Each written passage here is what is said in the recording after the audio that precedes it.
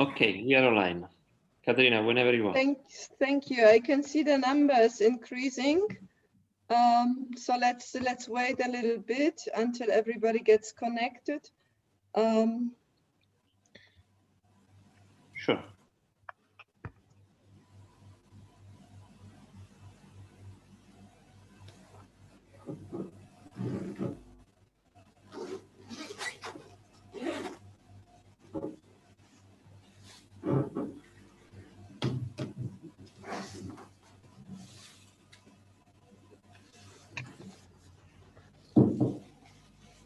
So good morning, everybody.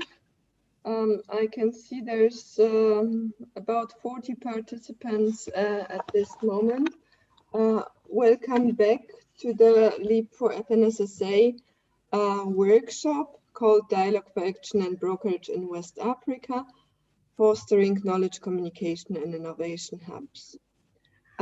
It's the second day of our workshop. And fortunately, today the agenda is not as tight as it was yesterday.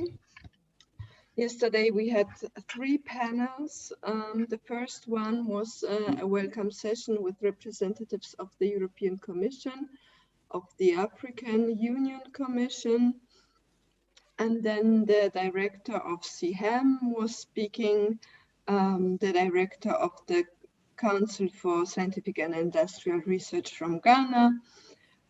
It was a very high policy representative panel with our coordinator of the network, of the LEAP4FNSSA network, which is a project funded by the European Commission under Horizon 2020.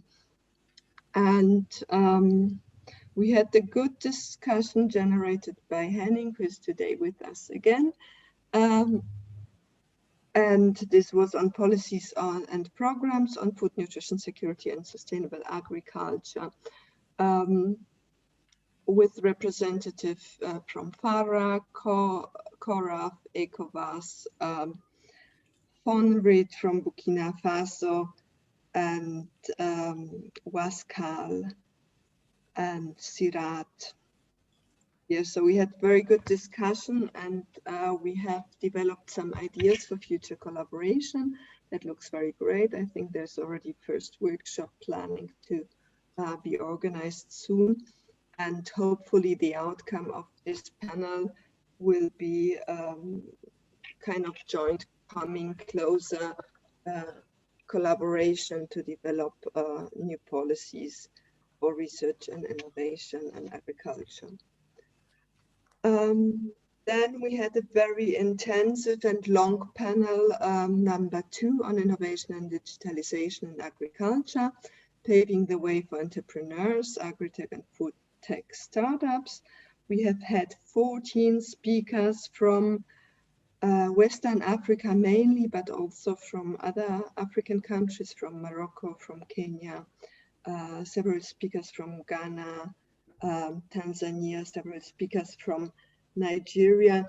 And the interesting thing about these presentations was that most of the applications, apps, platforms are targeting farmers. So I think the key outcome was that we should join forces to work together on extension services, on innovation hubs, on online services targeting farmers, on creating data platforms and accelerate digitalization for food and nutrition. There was not much space for discussion yesterday, so I hope we will have a little bit more workshop style meeting today. I'm not sure if all of the speakers who are on the agenda today will be connected, because we have not received presentations from 2 of them. So I expect to have 4 speakers on the panel 3 today. This would be Clement Kandodo, I think he's with us, Claire Reid, Ibrahim Abdul Malik, Zirko Shaibu. and the moderator is Jonas. Then we'll have panel 4 on agroecological transition on food systems, new ideas to link together the health of agricultural systems, animals and humans. And I think today we'll have a bit more time to discuss and come perhaps to some recommendations and conclusions that we can formulate for the policy level and for as our recommendations for future policies. Well, that's all from my side for the moment, and I would like to invite Jonas as the moderator of panel 3 to take over.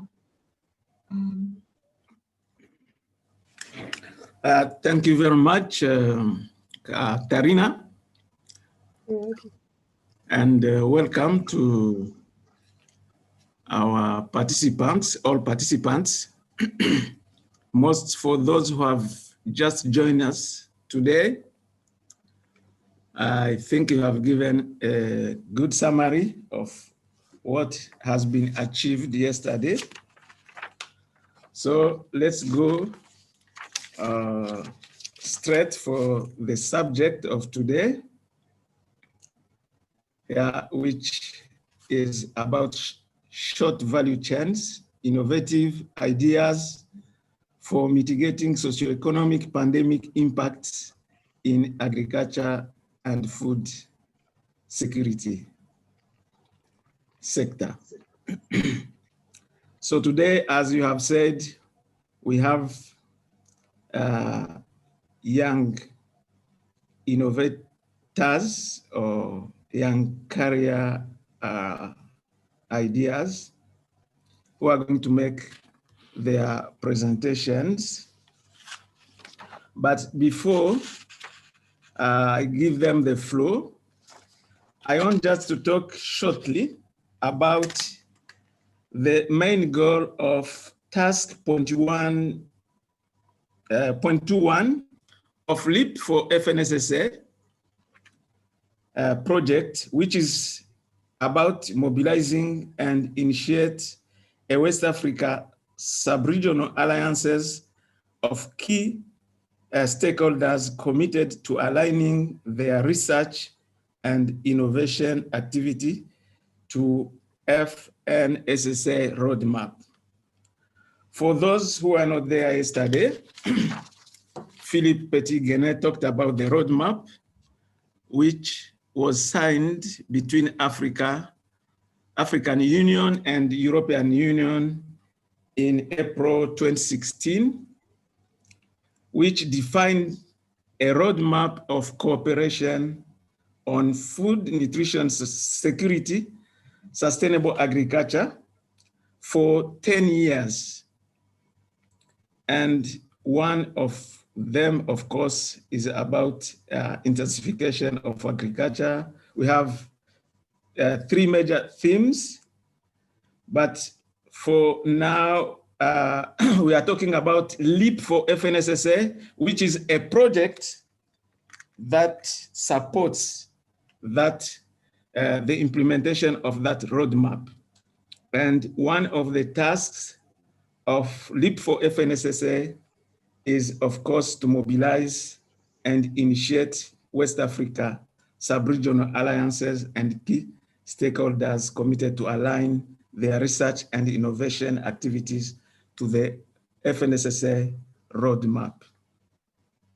So I will encourage our panelists to follow the template that was provided, which indicates the topic, critical factors of success, the most pressing thematic priorities within selected FNSSA topics, key actors involved in their activities, and also conditions for an enabling environment and achievable goals. I will also invite participants who are interested, of course, to join the LEAP4FNSSA to get in touch with Stefan Hafner and Jackie Kado of NASAC. We are going to provide their contacts so that they can be part of sorting house process in West Africa, and of course, be informed about all activities of LEAP4FNSSA. The reason is that we want a research which is demand-driven. So we want as many as actors to join the partnership so that they can provide their idea, they can participate in thematic priority setting or definition, and we can address really the real concern they are facing instead of just coming with topics that are top-down, that are maybe drawn from the offices, whether from Addis or Brussels. We want to involve people in the definition of the priority of research for development. And also, yeah, the objective of today is, of course, also to attract funders. Yeah, because without involvement of funders, we can't achieve what we have planned. So we want to involve in the partnership more funders and make them aligning their priorities with the priorities that will be defined through the dialogues that we have just started. So I'm going to introduce my colleagues with whom we will be working today. One of them, of course, is Victoria Katsaru, who is from Kino Consultants Limited. I think she's based in Greece. She has been working for Kino Consultants as innovation consultant and project manager since 2013. Her professional experience includes the management of European funded programs and the implementation of sector-based studies in many economic sectors. During the past years, she has been involved in a number of projects dealing with agri-food, with a focus on creating cooperation schemes for enhancing innovation and competitiveness of business ventures.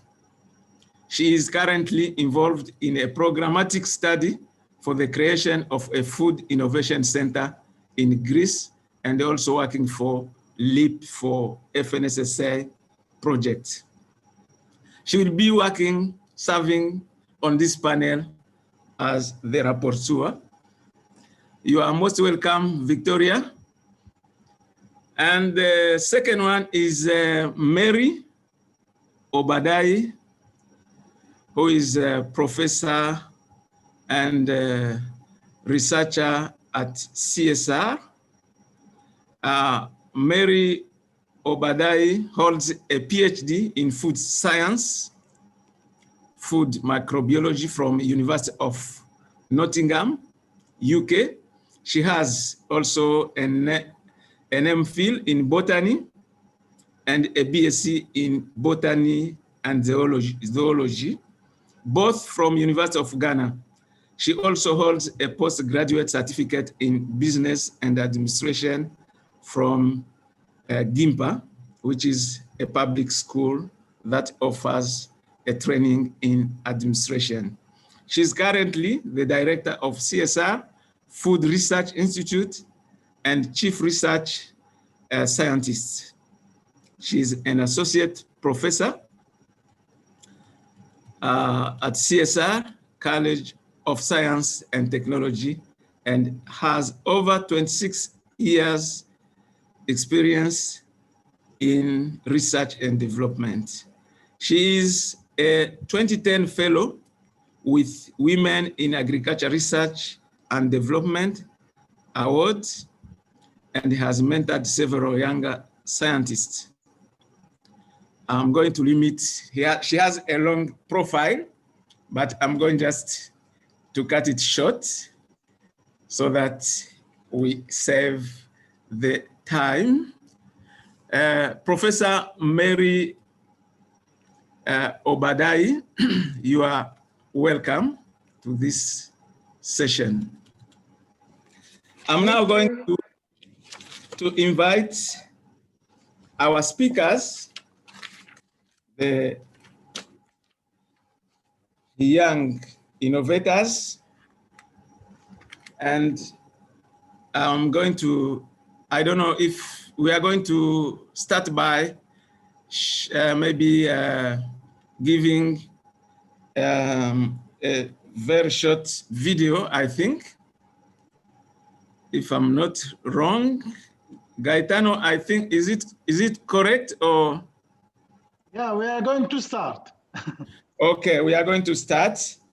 Okay, I'm going to invite Clement Kadondo, who is going to talk about minimizing post-harvest losses by cold storage and cold chain logistics. He is from Farm Rides in Malawi. So you are welcome, Clement.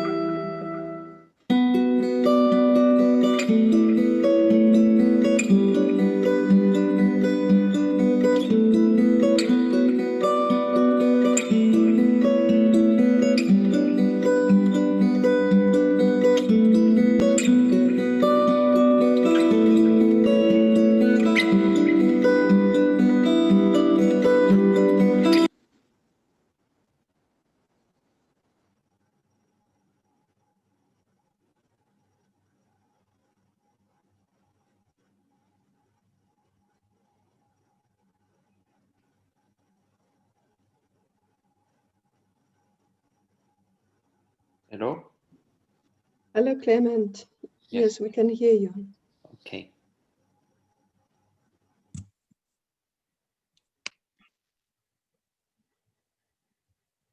Clement?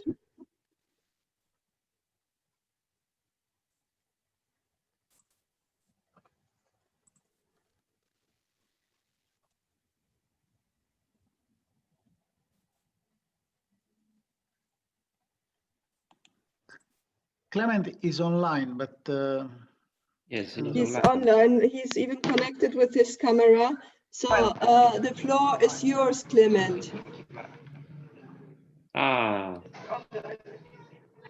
But probably he cannot hear us because he does not react.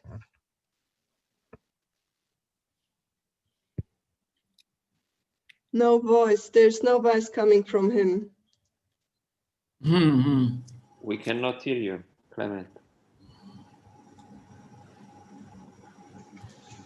The microphone. So perhaps we can try it again later. Hello, can you hear me? Yes. Yes, now we Yes. can. Very well. Yes, now we can hear you. Yes, please go ahead.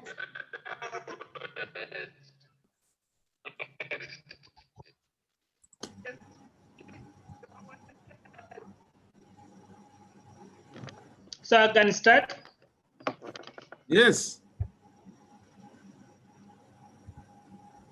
Okay, so my name is Clement Kandodo. I'm the founder and the chief executive officer for FarmRight. We are into cold chain solutions, mainly with the aim to reduce food waste and also getting smallholder farmers to both local and international market. So I'm going to present to you on the short value chain, which is innovative ideas for mitigating socio-economic pandemic impacts in agriculture and the food sector, and how we are working in these areas FarmRight. Next slide.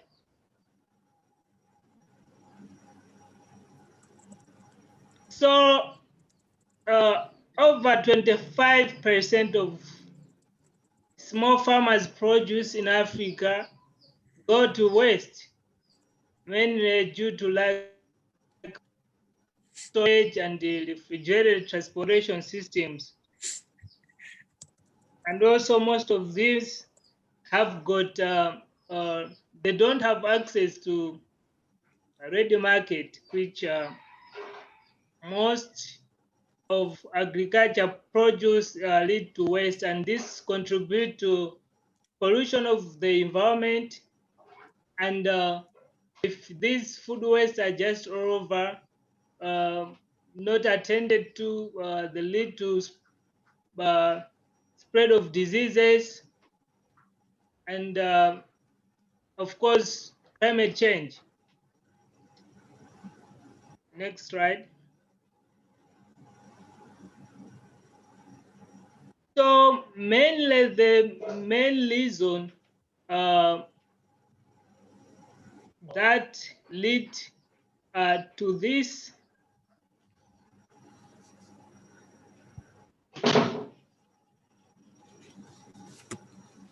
so the main reason that leads to this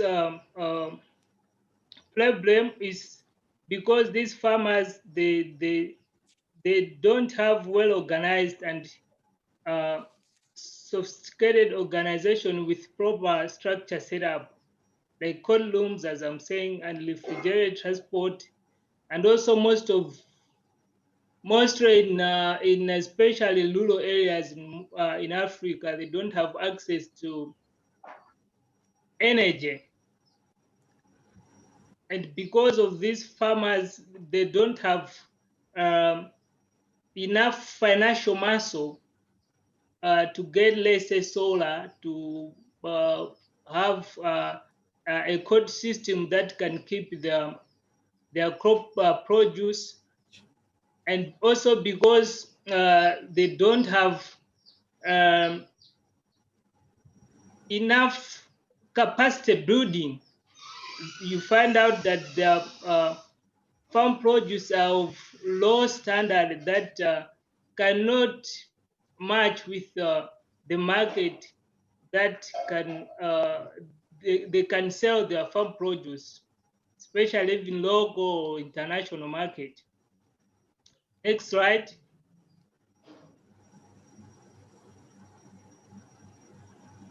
So there is a need for all these.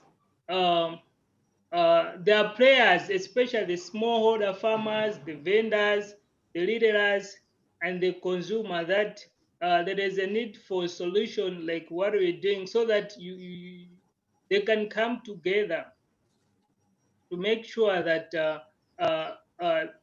the food is well taken care in the whole value chain, from the smallholder farmer, and then if it goes to the vendor and the leader, and then the consumer is able to get good quality food that deserve to get it. So there is a need for collaboration in all these players, from the smallholder farmer to consumer. This is why our company, we are coming in, so that we provide a proper solution, so that the food that is being grown by a smallholder farmer is well taken care until it reaches the consumer. And in so doing, we find out the smallholder farmer is going to be able to have a better price, a better say, and because the food is of high standard, good quality, is able to get good prices and good money for the farm produce, and then improve their economic status. Next slide. So another thing that we are looking to improve this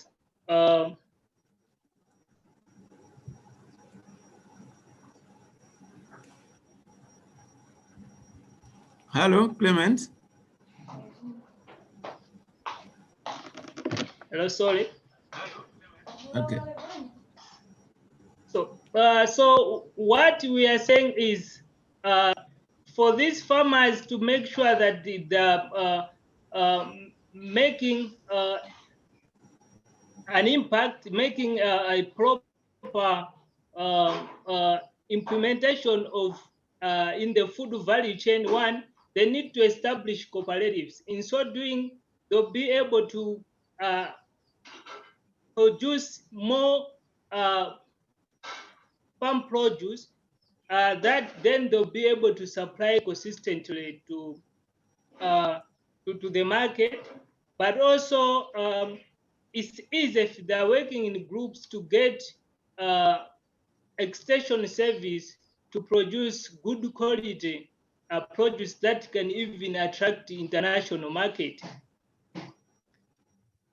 We are also looking at providing sustainable innovations like what we're doing, the cold storage systems and other innovations that can improve the supply chain of the farm produce.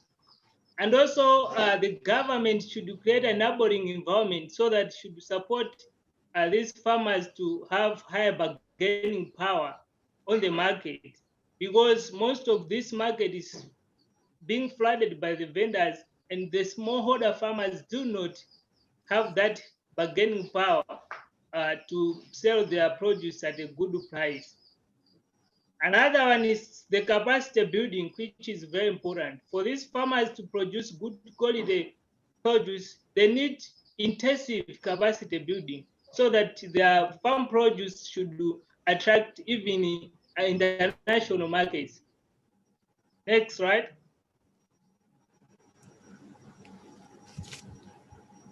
So this is my presentation. Thank you for your time and listening. Thank you very much. Thank you very much, Clement. Yeah, and that's a very wonderful presentation from Malawi. I would have said that each presenter will have 5 minutes of presentation. And also, I would like to inform participants that you can address your question, you can pose your question through Q&A. You will find questions and answers. Because of management of time, we don't allow people to take word in this workshop. We don't have much time, so you can write your question and we are going to respond to that question. Thank you, Clement. You have talked about challenges that farmers are facing, and you have attempted some solutions like farmers, consumers, extension to come together. So this is a multi-stakeholder partnership approach, which you didn't name by name, but that's what it is. And you have talked about cooperatives, which will improve quality and quantity, but also facilitate the capacity building, which is needed to build the farmers' capacity. Thank you very much. May I invite the next presenter, Gaetano? Do we have Claire or? Yes, she's there. Okay. Okay. Claire, can you hear us? Yes, I can. I'm here. Thank you, Claire. Okay.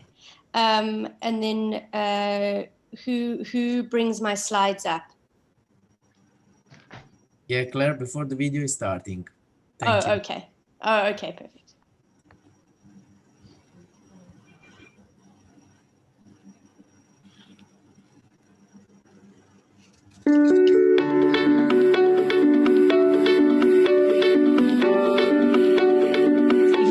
ngizizwe ngiwumuntu because kungenze ukuthi mina ngikhona nokunakekela umntwana. Give a woman anything, a woman will make something out of it. Planting Revolution is Real Gardening's mobile application. It's your garden guru in your pocket. It's going to teach you everything you need to know about vegetable gardening through a series of short, animated videos. It's also going to populate a calendar for you. They're going to send you push notifications every day, reminding you to do things like watering your garden and trellising your beans. Since we have this partnership with Real Gardening, things are much easier. They came and trained us to train others.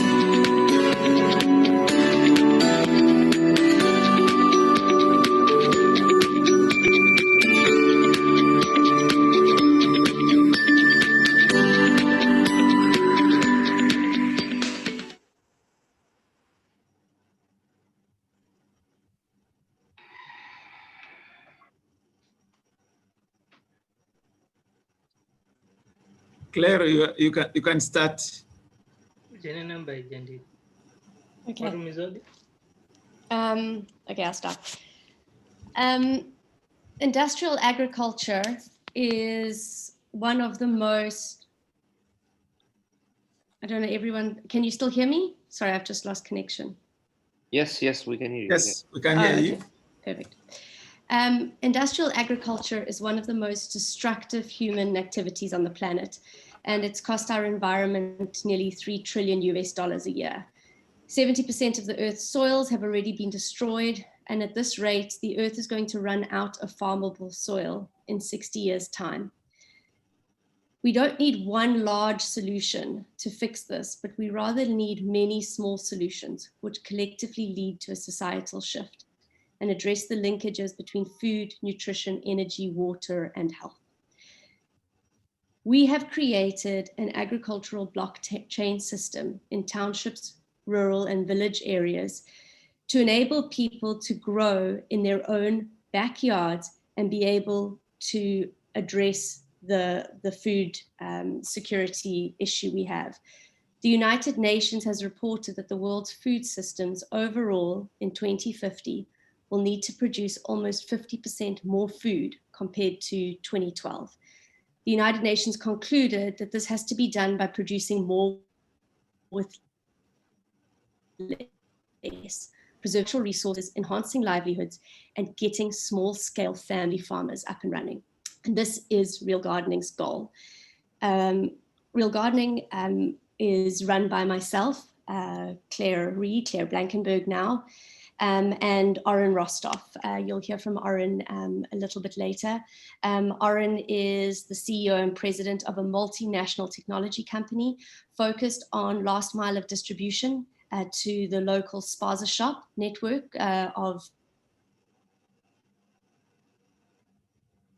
and coupled with the real gardening technology that I have developed in 2002, we are able to create the complete ecosystem, enabling small-scale farmers to grow in any area they have available. We can go to the next slide. Enabling small-scale farmers to grow in any area they have available and be able to sell it through the current revenue or the current spaza shop network. So we're looking at addressing the affordability, the availability, and the accessibility of food in a very, very simple way that enables everyone to take control of their own food security and potentially make more income by selling on their surplus produce and inevitably creating more food in a far less environmentally destructive methodology. And we do this all through technology. We are from the availability point of view, from household production, Real Gardening has been around as a company since 2010. We have implemented more than 4,300 school gardens, more than 300,000 household gardens, feeding more than 1 million people to date. On the accessibility side, Shelfline, Oren Rostov's company, is currently servicing over 70,000 spaza shops across South Africa, employing more than 17,000 people and enabling more than 1.2 billion rands worth of commerce in a township environment. So when you couple the ability to educate people and enable them to grow and spaza shop network, you're enabling people to access fresh produce in an environment in which currently there isn't fresh produce due to many issues such as, cold storage, which we've just heard about. I think this is a good time for me to hand over to Oren to explain more of the tech side. Can you please go to the next slide, please? So I think we spoke yesterday around the project plan and around the logic framework when building a sustainable food security solution. Well, we use the methodology around logic of program, results, and log framework matrix, delivering theory of change. And what we've essentially done is created that positive systemic behavior change. It's around the key outcomes, is around the negative stigma eradicated around poverty. So there's a stigma in South Africa that if you grow your own produce, you're seen as poor. We are now changing that through our brand ambassador programs, where we use highly influential celebrities in South Africa to endorse growing your own produce. It's around improved food security, increased energy levels. Our key outputs are around converting 3,000 community colleges into agri-centers, which creates economic stimulus. It's around training and upskilling every single startup farmer through our program. So we provide them with new venture creation, which is an entrepreneurial focused education platform. And we also provide them with planting, manufacturing. And we also measure their success through a continuous professional development program. So if you can imagine a startup farmer going through our journey, we are tracking their success live through our digital platform. Next slide, please. So I think Claire's addressed this agenda. You can move to the next slide, please.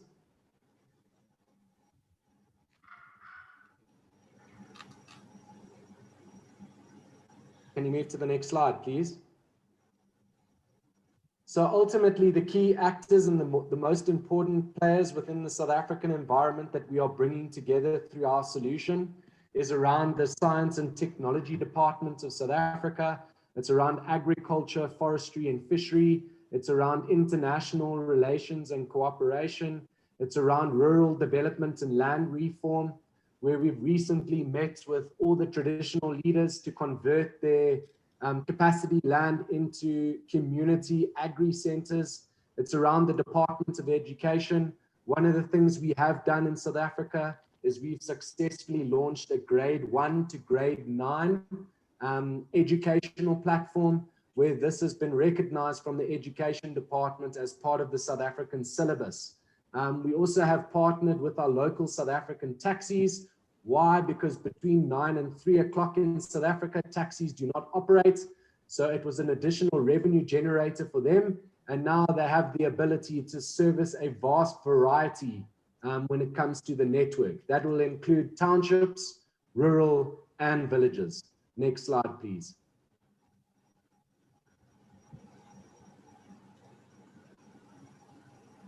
So ultimately, when looking at our technology platform, what we've essentially done is created an ecosystem around food utilization, around food access, around food affordability and availability. It's around lower cost prices, lower prices to the customer, and better customer experience.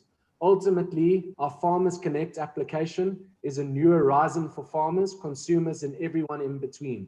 We have built cutting-edge technology, real solutions with a proven track record of success for the last 11 years, with assisting farmers with how to grow their own crops, with a vision to humanize consumption through technology. Our key platform from a tech perspective is we've built an application that coordinates food security. It provides a landscape around food and nutritional security. It's around connecting the dots with startup farmers for bigger social impact. It's around building value opportunities for go-to-market in the most sustainable way. We will be 50% cheaper than any retailer in South Africa when selling our fresh produce. It's also around systematically developing food security frameworks. We have institutionalized the right skills development process to provide startup farmers and existing farmers with a knowledge management tool. We have provided as a desired framework of impact, which I know Stefan referred to yesterday. And from a sustainability perspective, we have built a platform where you can start measuring household sustainability from a food security perspective. Next slide, please. So ultimately, like Claire said, our business model is focused around availability and accessibility. It's around training and skilling startup and farmers. It's around skills development and accelerating 4-hour learning in South Africa. It's around employment. So I'm sure you've seen in the news, South Africa has had its worst unemployment rate of 31%. Those are people looking for jobs. People that do not have jobs is sitting at above 50%. Our focus is around food distribution. It's around digital agri training of households through the entire planting journey. It's around the local community colleges that we have, like I mentioned, 1,600 in South Africa. So we are establishing a knowledge resource for troubleshooting. And finally, we've created the last mile that literally is 50% less than any distributor that services the last mile. Next slide, please. So ultimately, like I mentioned, this is a very busy slide, but we spoke around project plans that drive food security and nutrition security within a project plan. This is what we currently use. We literally measure impact, outcomes, outputs, activities with means verification. So we literally measure every single assumption that we've made. And we have successfully done this for the past 11 years and have been recognized as the most innovative African digital economy in the world. Thank you.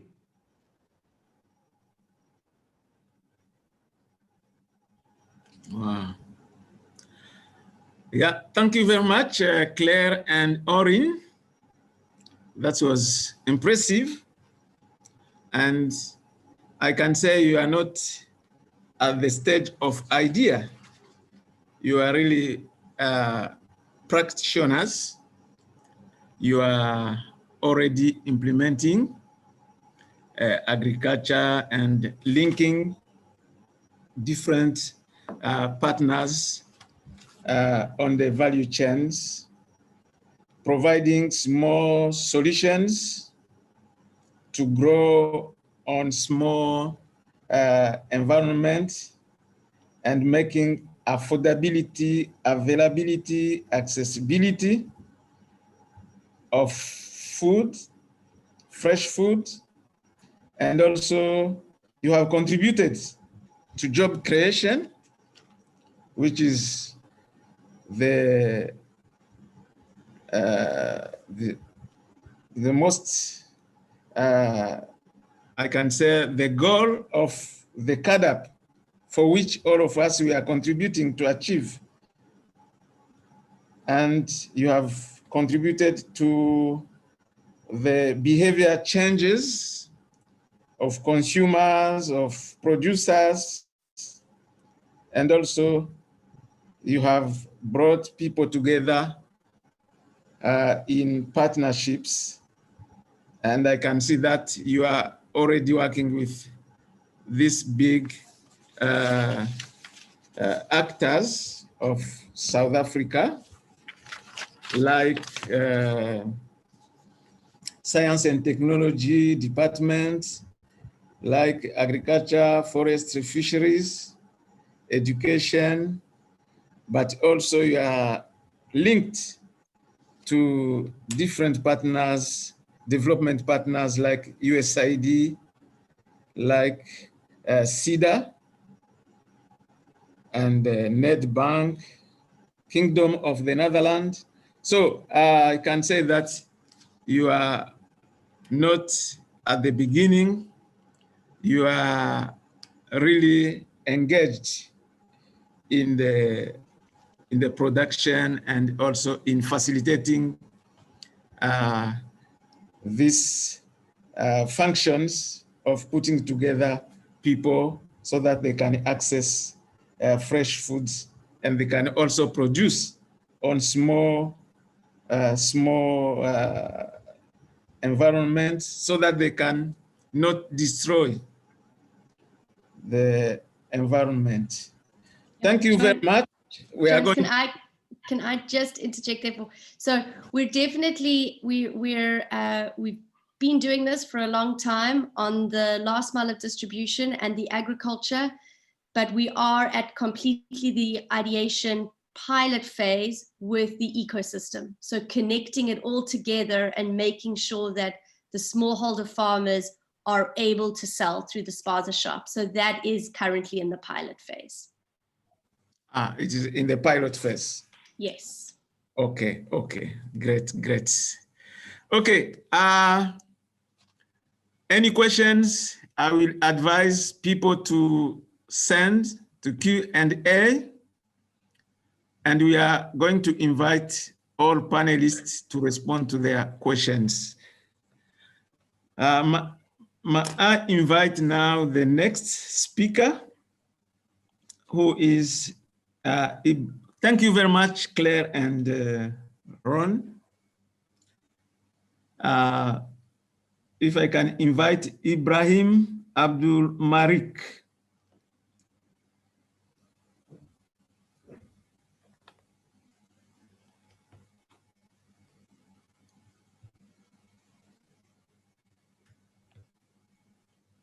Ibrahim, are you there? Are you there? Yes, I'm here. Good morning.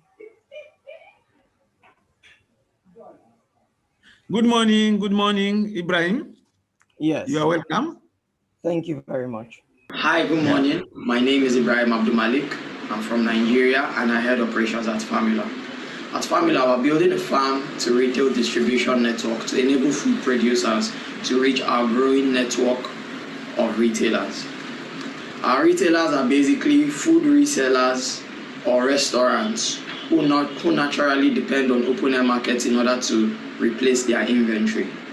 What we've realized is over 60 million farms in Africa rely on open air markets in order to distribute their produce. However, there are a lot of inefficiencies in these open air markets. For from lack of collection of data to even inconvenience for buyers. And they simply pass down costs, which erode margins for both farmers and buyers. FNSSA is trying to build a retail distribution network that will change the way food moves from the farm to the retailers where we traditionally get our food from.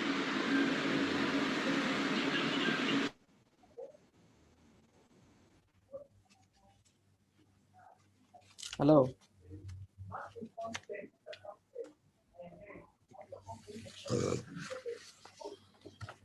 Yes, Ibrahim. Yes. Good morning, everyone.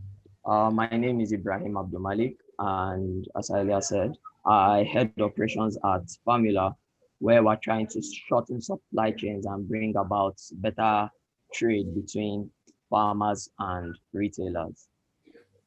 Thank you. Next slide, please. Earlier this year, lockdowns resulted in a lot of challenges for agricultural sector, from choking our already vulnerable supply chains to export restrictions. The impact was damaging, especially for low-income food deficit countries like ours.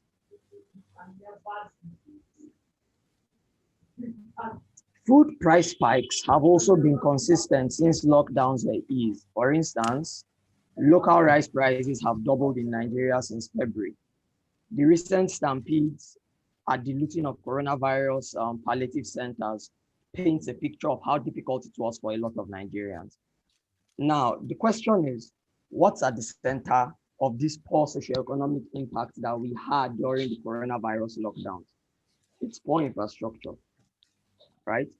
And poor infrastructure results in higher labor costs and delays for businesses generally. It reduces labor mobility. It hurts the ability of exporters to be able to get products to their global markets, which would have typically been us, right? Now, at the end of the day, you begin to see a lot of costs going towards logistics, which is about 30% of the final product cost. Now, while problems associated with our dependency on imports can't be solved overnight, an effective distribution strategy that shortens our food supply chains and increases access to what people want, food, is necessary. Next slide, please. Right. According to the World Bank, 25 to 30% of product costs is largely as a result of deficiencies in our infrastructure. Right. Next slide, please. Now, what exactly do I mean by a robust distribution network? What I'm trying to talk about is, as against directing useful resources to building high-cost infrastructure over long distances, which we normally transport our food, shorter supply chains prove to be a more viable option. Now, in terms of market access, a shorter supply chain itself birth a robust distribution rather. Now, as against describing what a robust distribution is, I'll use examples of mobile money and Coca-Cola to explain it to you. Now, in every nook and cranny, you see a mobile money agent, especially if you're talking of in countries like Kenya and Ghana. They are looking for ways that they'll earn money while assisting customers to get access to cash transfers, withdrawals, and whatnot. And what this is trying to say is that people are seeing the value of mobile money. And one of the things that made mobile money as effective as it is the fact that it's available. And then the second thing is it's better than what exists. It's easier to operate a mobile money account as against a bank account.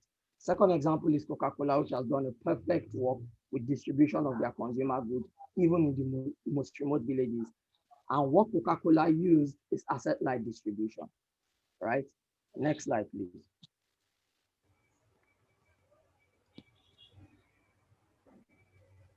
So in our case, food security is a prerogative of our government, right? And that's why open air markets are basically done with strategic town planning. But these markets exacerbate the problems of our broken supply chains. You begin to see the fact that regardless of the number of actors in between the food and the individuals who come to the market, they simply a pass down of costs. So when you see retailers who rely on open air markets to get their food, they have to pay premiums, which they necessarily wouldn't have had to if they were interacting directly with farmers, right? So as against relying solely on government, we're looking at how can the private sector bring innovative ideas and how can the government support them in doing that. Next slide, please.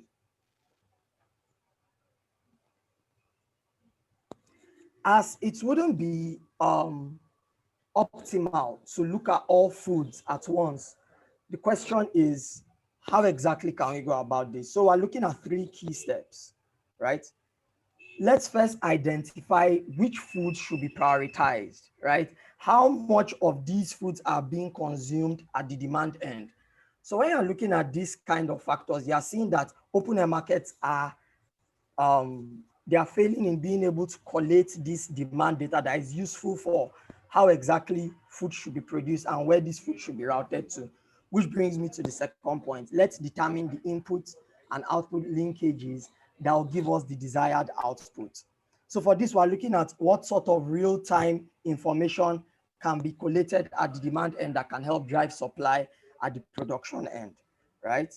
And estimating the demand by region and the type of food to monitor to improve our production chains. And lastly, it's to look at which resources need to be allocated to ensure that we get the essential input and output.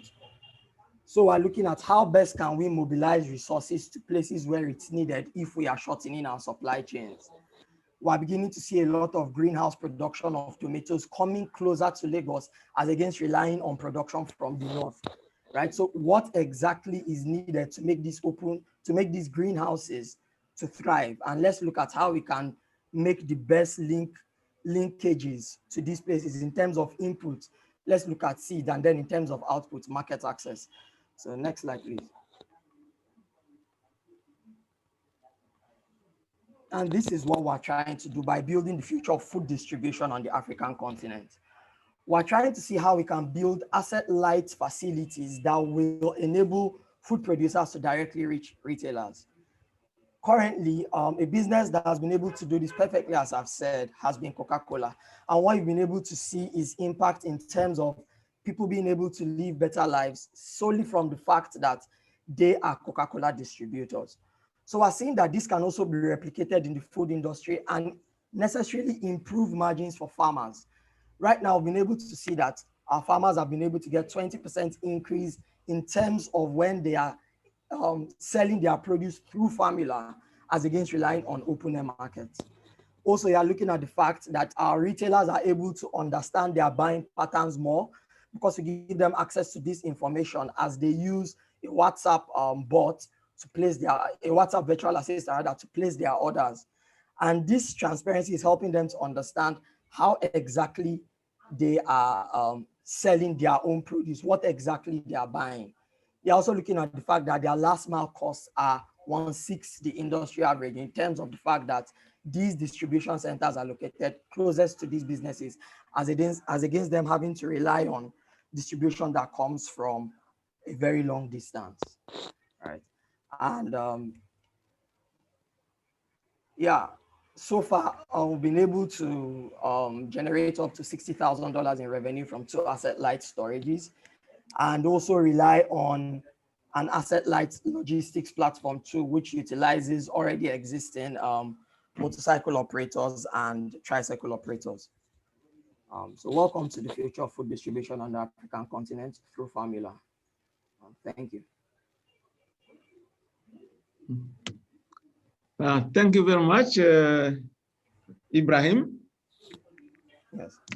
Yeah, very good idea, which is already operational by your last statement that you have made already money from this robust distribution of network, which is kind of e-commerce, e-distribution, using information system and also involving logistics. Yeah, that is a very good and innovative way of addressing the issue of poor infrastructure. Okay, if any questions to Ibrahim, I will encourage you to write it down and also on Q&A so that we can address it at appropriate time. Yeah, let's move to the last. Is it the last? I don't know. Colleagues, Carlo. Not yet, not yet. Not yet. So we have 2 more presenters. Okay, the next one is Zikuru Shaibu, who is from Ghana, and is going to talk about e-extension service delivery to smallholders along the pineapple value chains. Okay, welcome, Zikiru. Thank you, sir.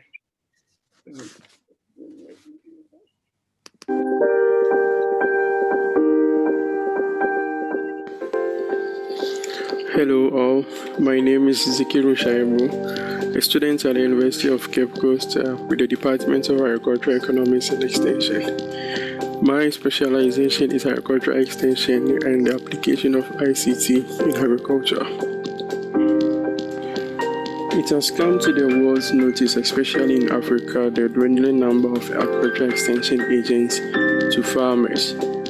This has affected food security and some aspects of agriculture, leading to low productivity and low food quality. The era of pluralistic extension has given the mandate for private entities to compensate government extension services to farmers. This pushed us to give us the idea to develop an information system which will support the government in its extension delivery activities. The information system comprises the concept of e-extension as well as precision agriculture. The mobile phone system with the concept of e-extension is able to distribute information to all pineapple value chain actors, which bridges the information gap that exists among actors as well as enhance information flow in the pineapple value chain.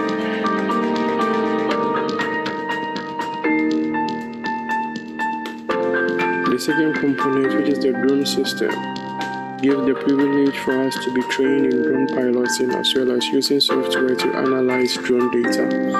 This helps to give farmers precise information on the status of their pineapple fields with respect to the health of plants, water stress, disease incidents, among other issues concerning plant development.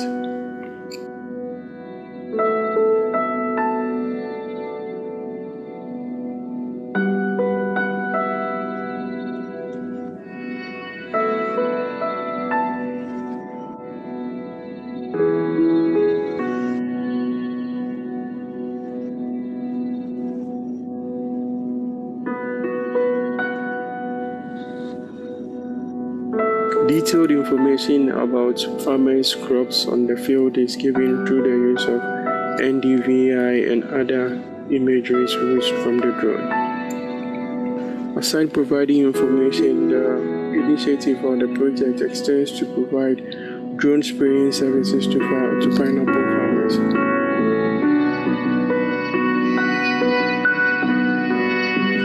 Putting all these initiatives together, we look forward to enhancing income and livelihoods of smallholder farmers.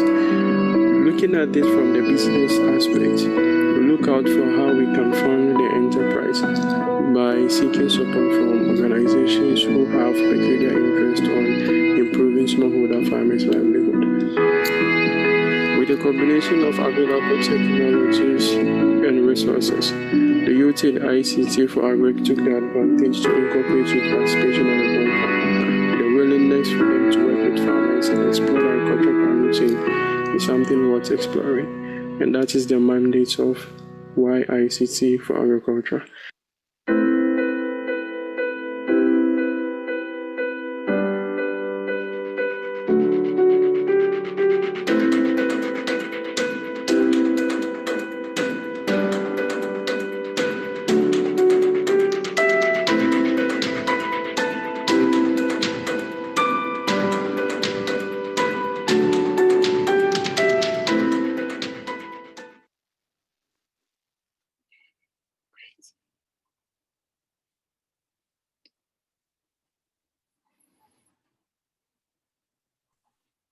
Thank you, Mr. Shaibu.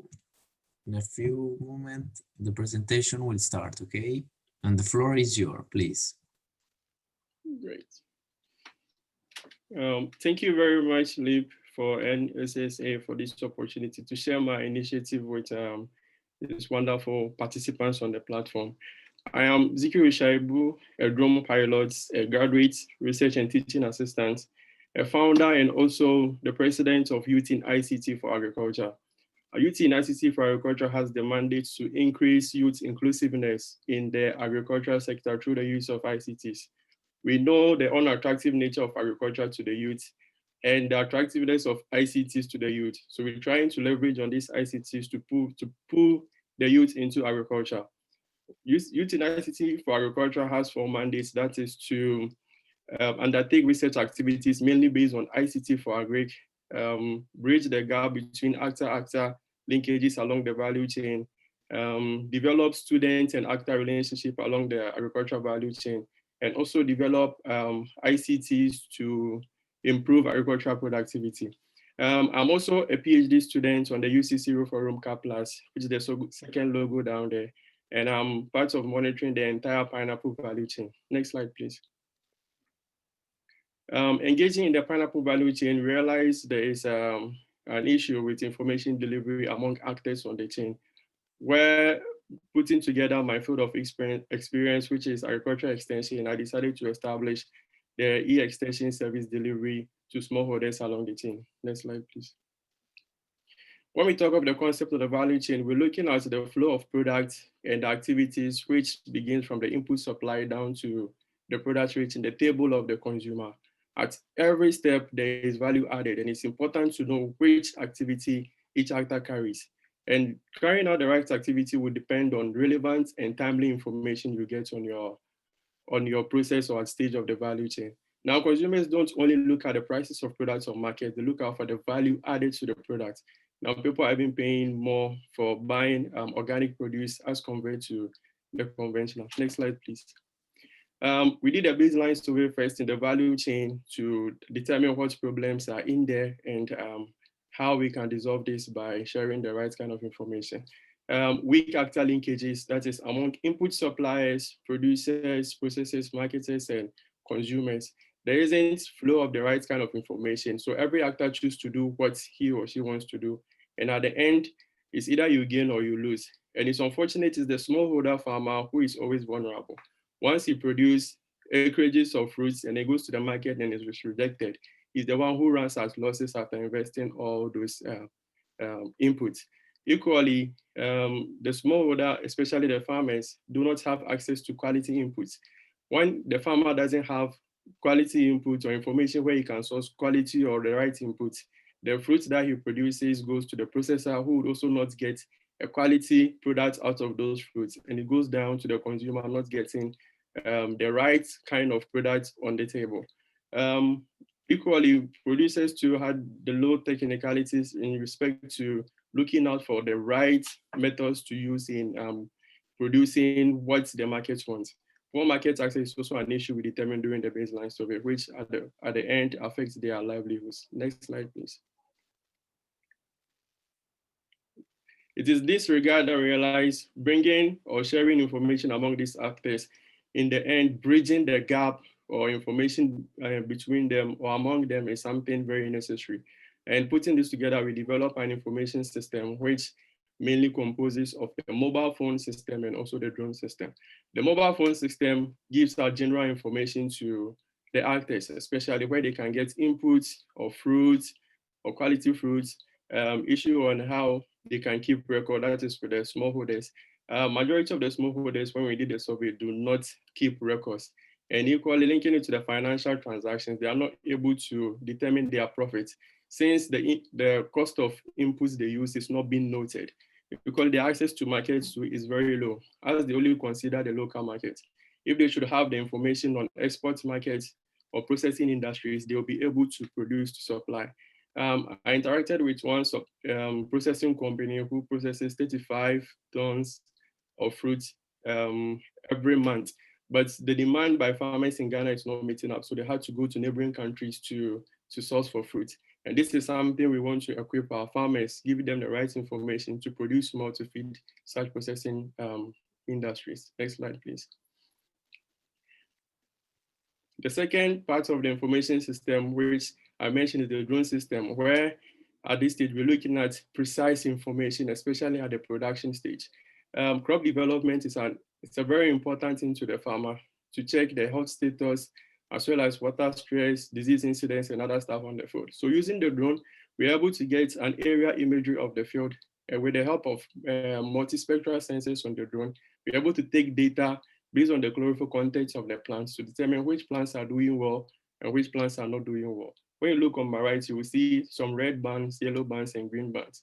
The red bands shows plants which are not doing well, probably due to a condition, maybe disease incidents or water stress and other conditions. And then the green band with time will show you the changes which occur within the plant, something that the eye cannot see. Next slide, please. Next slide. So once we give such, sorry, okay, that's fine. So once we give such information to the farmers, they're able to use it, and then we see how the output comes in. And irrespective of being a research, we're developing a business out of some of the findings we did through the PhD research. So our payment structure that we are trying to make it flexible for the farmers is to pay for the services, either monetary or by giving us the yield, or in going to a contract where we can have shares on the farms. We provide you with the services, we go through a negotiation, and after, when you harvest, we will take either 1/3 of the yield, or we provide you, we sell the produce, the produce for you, and you equally share the money based on the services we provided for you. Next slide, please. Now, the key actors that are needed in this sector, one is the actors in the pineapple value chain, because they are those who handle whichever activities go through before we get our pineapple products, being it fruit juice, being it pineapple jam, biscuits, or candy. We need to have them all on board or on one platform to play significant role in improving the pineapple industry.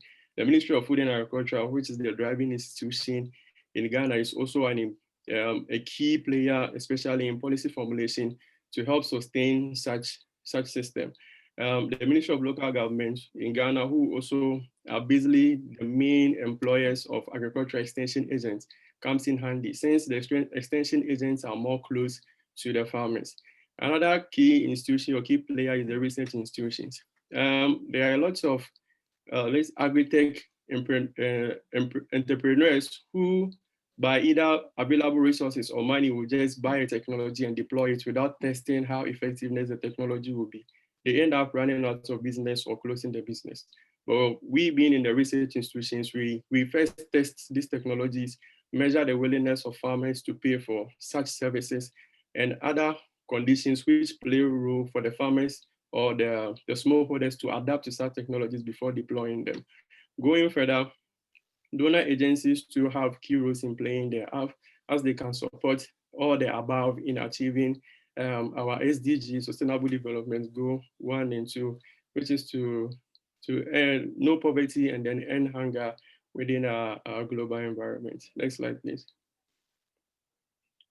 So conditions for enhancing access cooperation, first we have a single platform like the information system we've developed. Because of time, I couldn't go delve in much deeper. We have components where we have actors of the value chain, like the input supplier, the producer, the processor, marketer, consumer, and the consumer. And we have the supporters, such as the ministry, the exports agency, the health services. All these players are necessary for these actors to perform or function well. And then the value chain influencers, which are the donor agencies or the NGOs who are looking up for enhancing food security and also ensuring sustainable agriculture. Again, there should be more research collaboration on new technologies. That is soft and hard. As I mentioned, we need to test some of these technologies, and it should be participatory with those who use the technologies to see how the challenges which they are in before we deploy them. And that is what we did to identify such challenges in the pineapple value chain, develop our system, and then share it with them. That's the last slide. Thank you.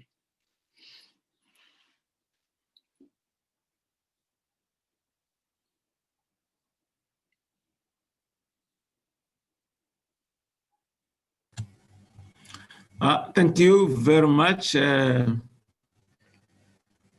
Zikiru.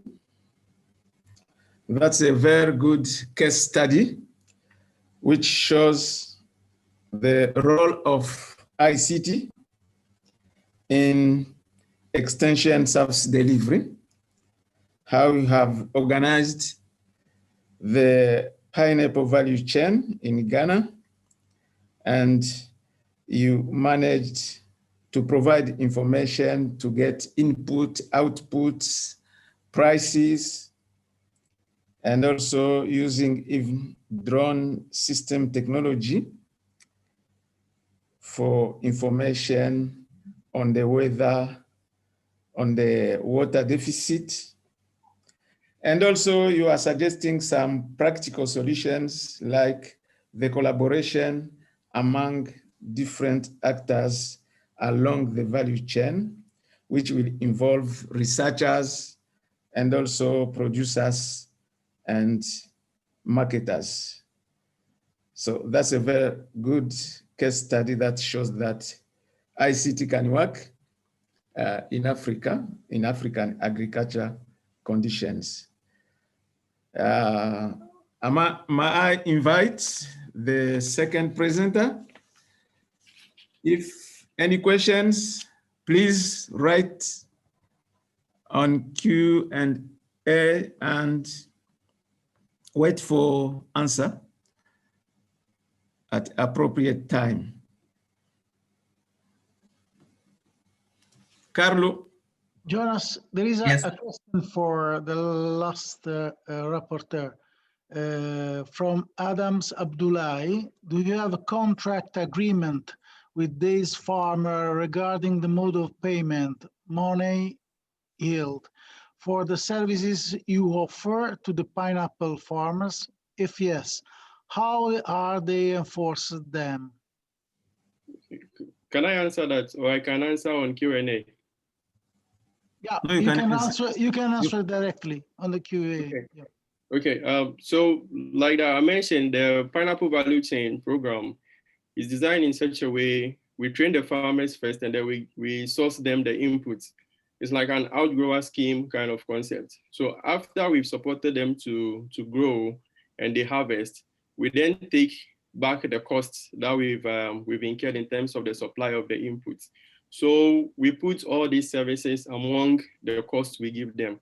And before you are enrolled in the outgrower scheme, we make sure you are being registered in a farmer group where we have all your data or your biodata. And equally on the mobile phone platform, because of traceability issues, every farmer has his or her profile on the farm, the number, the acreage, the variety grown, the number you can supply within a period if a processor wants it. So before you are engaged with us, we make sure we do the paperwork and let you understand the terms and conditions of the activities we undertake.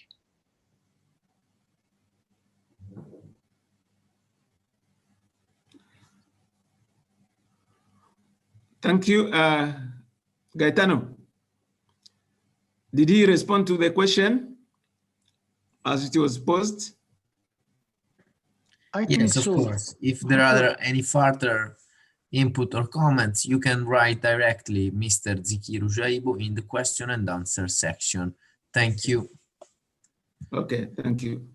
Jonas, next moderator is Mrs. Raquel Ananga, but she's not here, so we can move directly to the expert, that is Mrs. Obodai.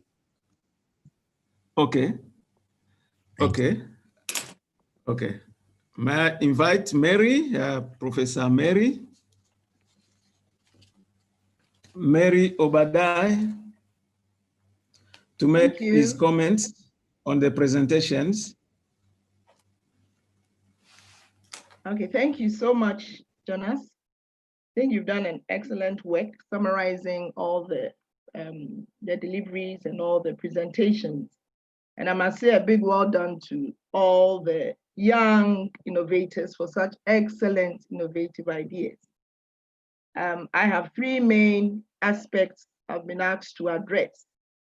And the first one is how the technologies that have been presented to us address the main challenges in our region.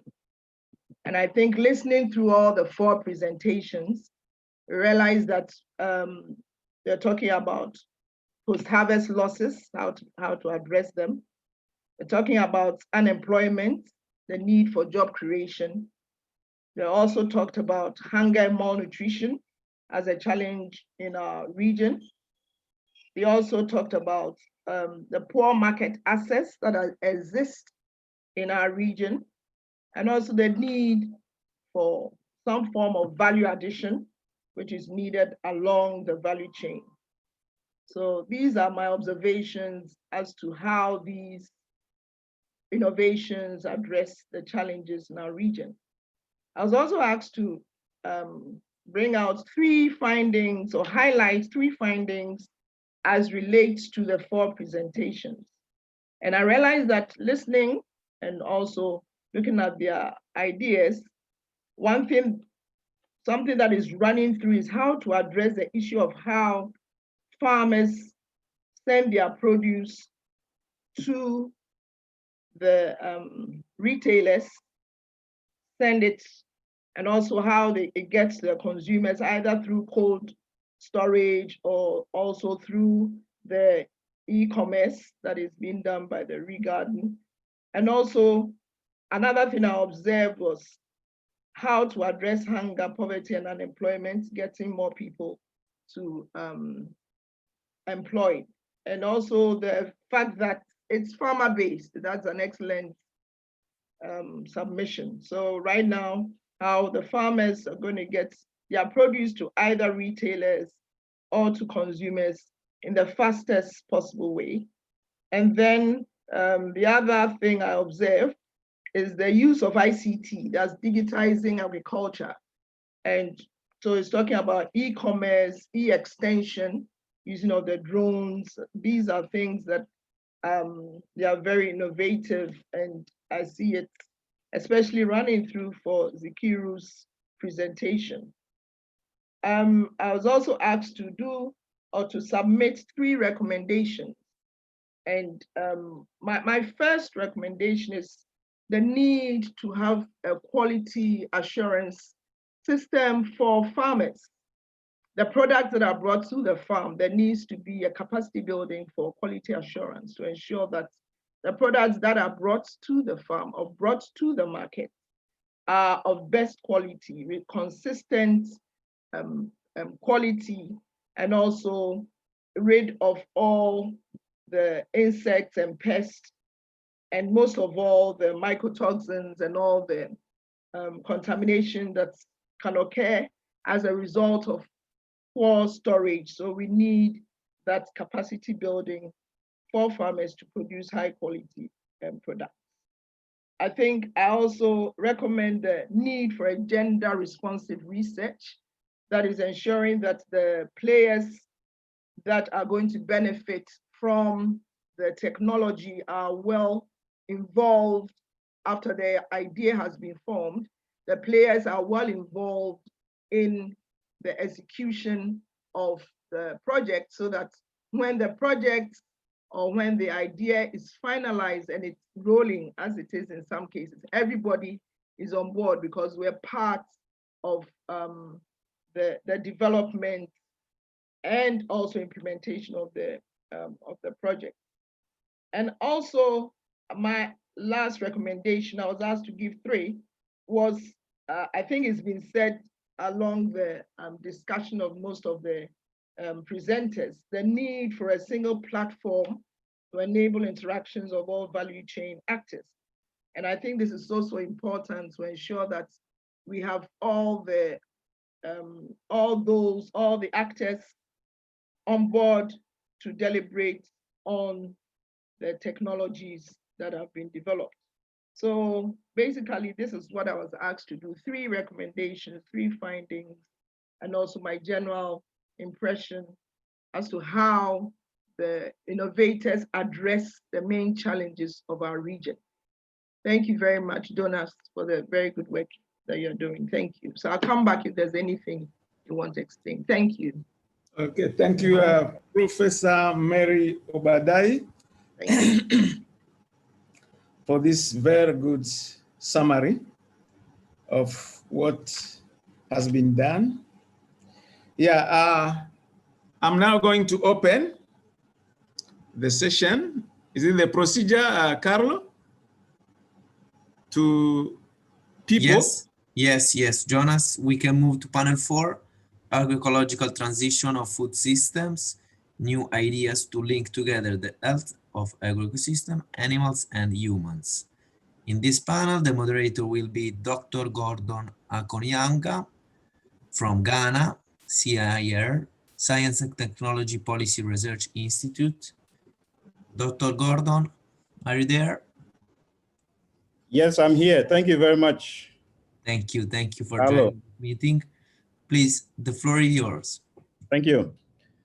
So, distinguished panelists, participants, I welcome you to this session. And in this session, we will have panelists or idea carriers that will present good practices and innovative ideas with high impact on food nutrition, security, and food safety, including products or services that by restoring agro-ecosystems can mitigate the impact of COVID-19 and also put us on the path to sustainability. So there will be 4-page presentations. There's supposed to have been 5. I'm told one hasn't, one is not showing up. Please correct me if I'm wrong, Carlo or Gaetano. You are perfect right, Mr. So Gordon. there will be 4-page presentations by innovative startups to showcase solutions boosting agroecological production. And so the presenters will have 5 minutes to present their ideas. And this will be followed by a brief expert's impression of the pitch, after which we'll have some time for discussion. I should mention, or it's important to read or state that this activity falls under task 2.4 of the LEAP4FNSSA, and the task is to mobilize and initiate a West Africa sub-regional alliance of key funders that are committed to aligning their research and innovation funding strategies to the FNSSA roadmap as part of the EU-Africa FNSSA partnership platform. Now, some announcements as well. One, I would like to encourage all participants to use the chat for interactions and discussions. However, for questions, kindly use the Q&A button. If you look on the bottom part of your screen, where they're just not too far from the chat button, you will see the Q&A. Kindly post your questions there, and panelists will either answer them there, or whenever we come to discussions, we would point those questions out to them. Innovators, you are encouraged to share your main FNSSA topics, the critical actors for success, most pressing thematic priorities within the selected FNSSA topics, the key actors, and the conditions for an enabling environment and the achievable goals. All participants, you are invited to participate in the development process of the sorting house mechanism and the related network. Please contact Jackie Kedo of NASAC and Stefan Hafner of DLR to become a part of the sorting house process in West Africa. In due course, the contacts will be shared. Now, I am in this session, I am here working with, as I mentioned earlier, an expert in the person of Dr. George Esegbe, and a rapporteur in the person of Katerina Kos. Katerina, I think you've seen a lot of Katerina already, but let me take a few minutes to introduce our experts, and then also later on our rapporteur. I expect Dr. George Esegbe worked in the science and technology innovation policy research for several years in the broad sectors of agriculture, industry, environment, and across key thematic areas such as innovation studies, sustainable development, and biodiversity. He is an STI policy analyst and was the director of the Science and Technology Policy Research Institute where I work. So he was my former director. And he's had over 10 years of service as the director. Currently, he's the Chief Executive Officer of the CSIR, that's the Council for Scientific Industrial Research, Technology for Development and Transfer Center, where he has served various national and international organizations with his expertise. Ladies and gentlemen, our key expert, Dr. George Esegbe. And as I mentioned, I have for our rapporteur, Katharina, who has been working as Katharina Kus, sorry if I mispronounce your name, Katharina, forgive me. But Katharina has been working as a research and development partner for 15 years and has a vast experience in bioregional science, technology, and innovation cooperation, particularly in relation to global societal challenges such as health. She is the co-founder of Go Africa. Katharina holds a master's degree in African studies from the Humboldt University in Berlin and has professional working experience in Germany, Tanzania, and Spain. Now,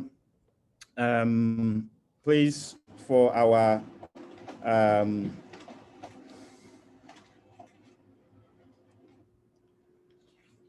presenters today, we will start with Chabi Bienvenue.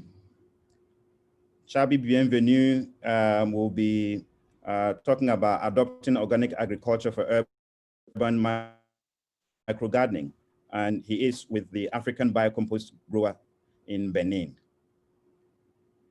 Ladies and gentlemen, Chabi Bienvenue. But in the first instance, we would like to play the video first. Thank you. Hello, I am Chabi Bienvenue. I lead with startup ABC Grower, and I am so student in PhD program at Abomey University. So what we are doing in our startup, come on, I just want to show you. Firstly, we collect the weed from natural area. Collected weeds are put in our biomineralization cask, and we put on it efficient microorganisms we cultivate in laboratory, and in more than 10 15 days we have mineral extract and humic acid and fluoric acid. Then we put extract for chemical analysis. Chemical analysis show us the potential mineral we can find in each weeds. So we read in literature the fertilizing need of each crops, and with our extract, the potential we obtain, we can make formulation for each crop. Till now, we made formulation of 17 organic specific fertilizer for different crops.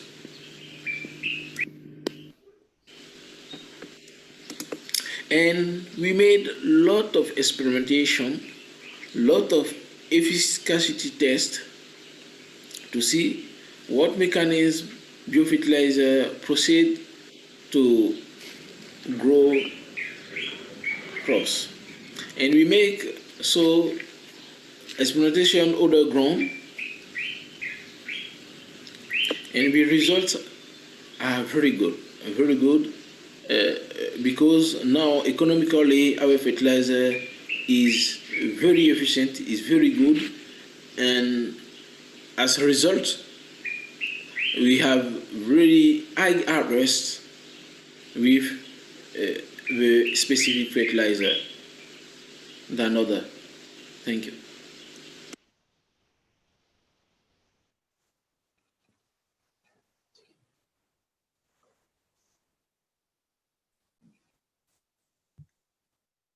Mr. Gordon, are you there?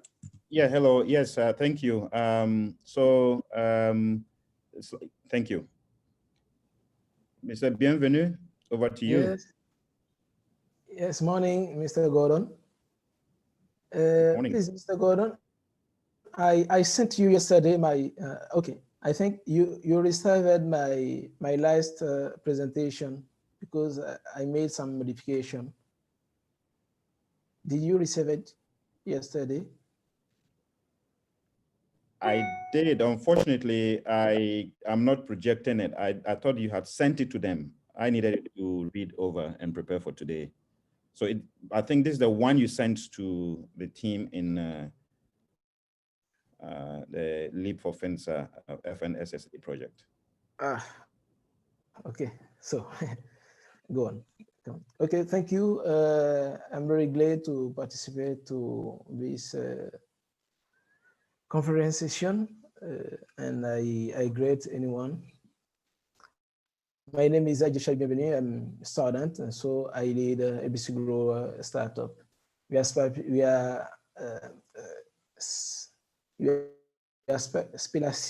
We make in our startup some biofertilizer, and we promote urban, ecological, and organic agriculture. Next slide, please. Next slide. Okay. So we know that there are many questions today. If I take the case of compost, we need around 10,000 kilograms of compost on hectare. So it is not possible to use this amount of compost in urban agriculture. So we had to think about an alternative to use ecological agriculture in urban area. And another question is, can one compost be efficient for 3 or 4 crops cultivation when we know that each crops are different needs, nutrient needs? Next, okay. So for make other ground to make urban agriculture possible, we have to make some research on organic fertilizer to make them more efficient and specific. So we focus on the trace limit of sustainable agriculture, about transportation, about the quantity of compost we are using. So we go and we specify organic fertilizer with special formulation, and we use weeds to make this formulation. We use a biomineralization, is a biotechnology. It's a biotechnology, and this biotechnology is made to determine mineral potentiation in weeds. So with this potential, we can make a formulation of a specific biofertilizer. Next slide, please. So we give our solution, give economic value to weeds, and farmers don't need to use herbicide. Now our startup is going to buy weeds from farmers and in village, in rural area, because weeds after have not utility. Now with economic value we give to weeds, people don't use glyphosate or another herbicide to kill them, and they protect environment.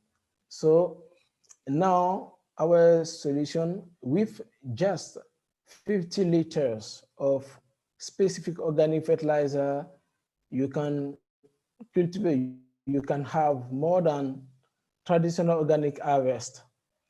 Some yields are very, very high. And we apply today with our work.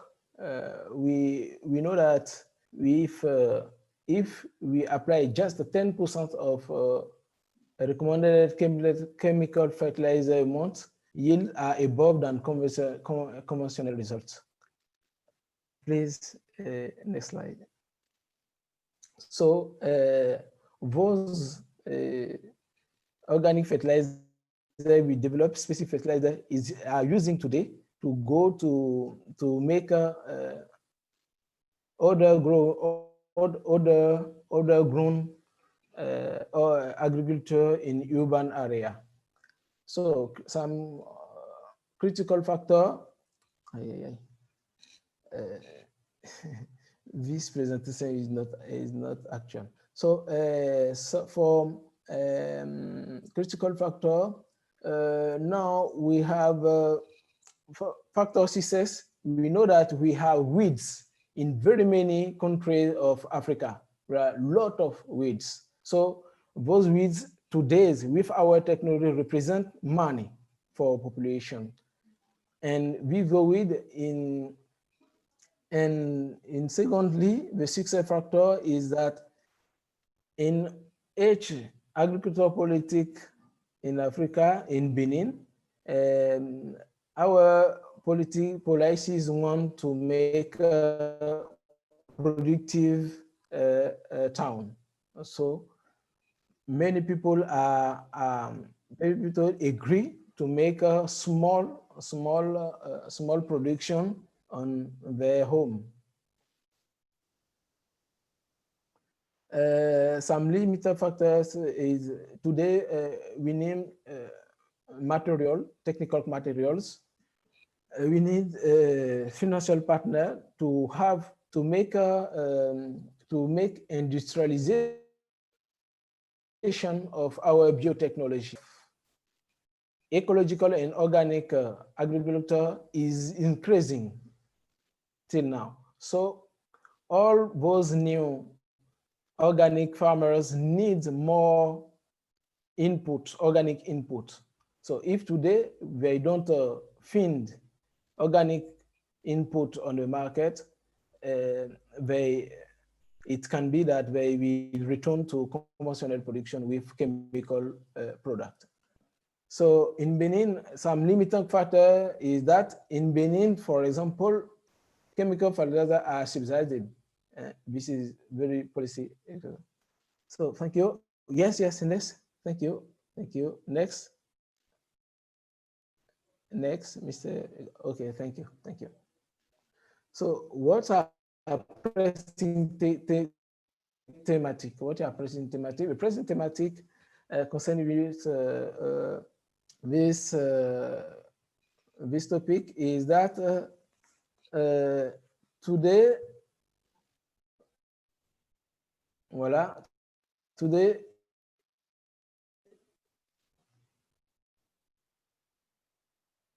yes, the demand of make very fast to make a viable organic fertilizer in big quantity on the market. And so we know that there are many pressure of chemical fertilizer, of chemical input on the market. And without alternative, our environment can be destroyed in next few years. Next slide, please. So key actor, some key actor, we have ecological and organic actor of Africa. Yes, we are member of EOA network. We have some investor. Yes. Today we need to have scientists and technicians, engineers to work about our technology and improve it. We have a sustainable value chain actor and networker. Well, so we have some cooperative, yes, who work with us. We have urban home, urban farmers, and we have young people in Africa are very young people, yes. So this young represent a new actor of agriculture in the next few years. So we need Research and Certification Institute to work with us on this technology. Please, next slide.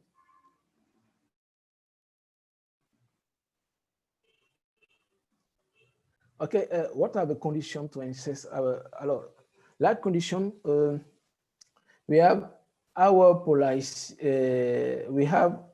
policy, have to make facilitation for ecological and organic agriculture in our countries.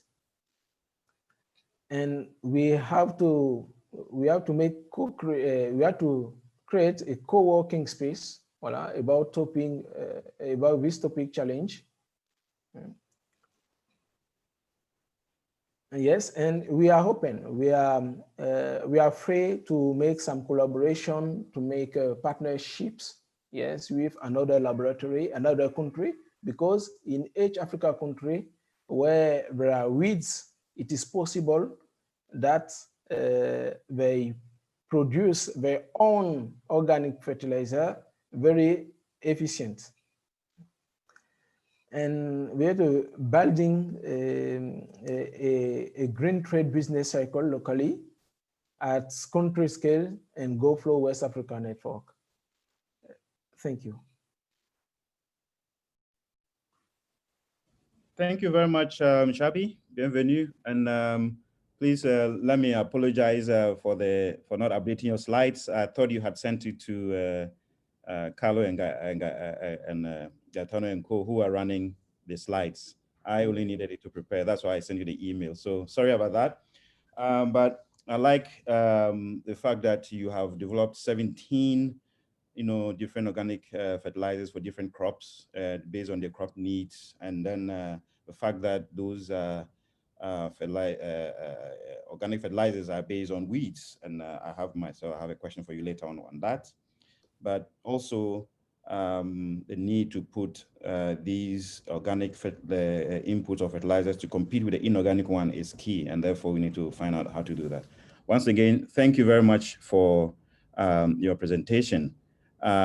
Next, we will listen to Christiana Okere.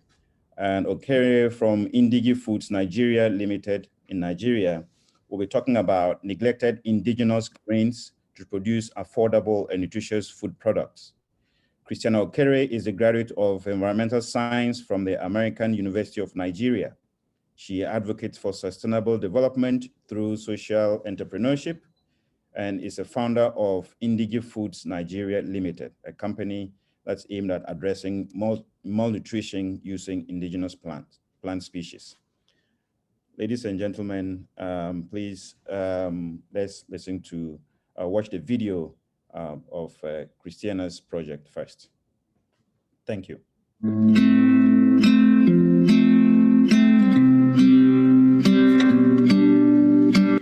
As I speak to you now, an African child is crying and tugging at his mother. Why? Because of hunger. Yet we are blessed with an abundance and variety of indigenous grains. Well, Indigi Foods is on a mission to change that narrative. We aim to curb hunger and malnutrition through food processing innovations. We plan to use underutilized indigenous grains to develop affordable and nutritious food products for local vulnerable populations. Two of the indigenous grains we use are finger millet and fonio millet. Apart from their nutritious benefits, these special grains have been proven to have low carbon and water footprints, are resistant to drought, and have high yield potential compared to maize and wheat. Our goals are to improve the acceptance of these underutilized, neglected grains and upscale their mass consumption, thus opening a vast new market for farmers, improving rural economies, and curbing malnutrition in Nigeria and Africa. Through our inclusive business model, we aim to empower farmers who produce these indigenous grains, as well as employ and educate a network of low-income women to market and distribute our products directly to end consumers. Join us in this movement to bring back our lost grains and end malnutrition.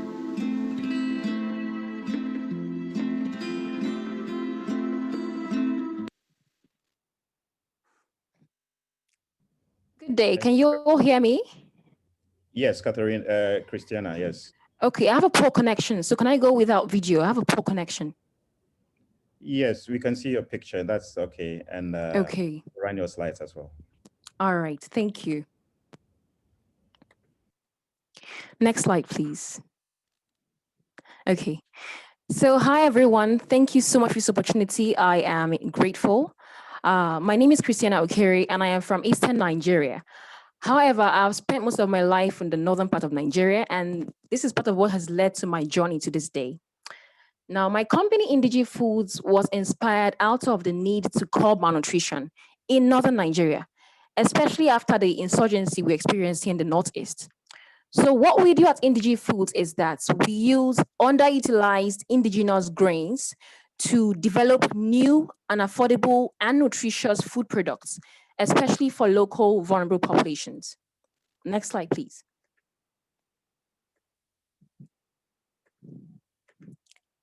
Now, you may wonder why we focus on underutilized indigenous grains. Well, the reason is this. Northern Nigeria is blessed with a group of grains called lost or native grains of Africa. These grains are called lost because they are predominantly grown in Africa and Northern Nigeria, but they are not adequately utilized due to overdependence on maize and wheat. Now, I took an interest in these lost grains because aside the fact that these grains are nutritious and rich in rare micronutrients, they have also proven to have low carbon and water footprint.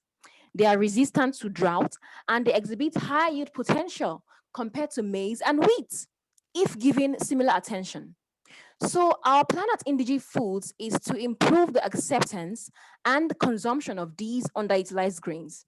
And by so doing, we'll also be achieving other goals in line with our topic, which is agroecological transition of food systems.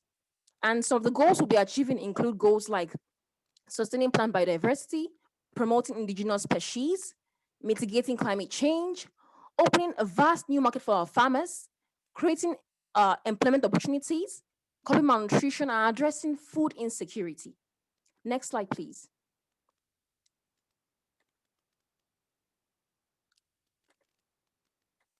So now there are certain critical factors that need to be met to ensure the success of not just Indigi Foods, but of neglected indigenous grains.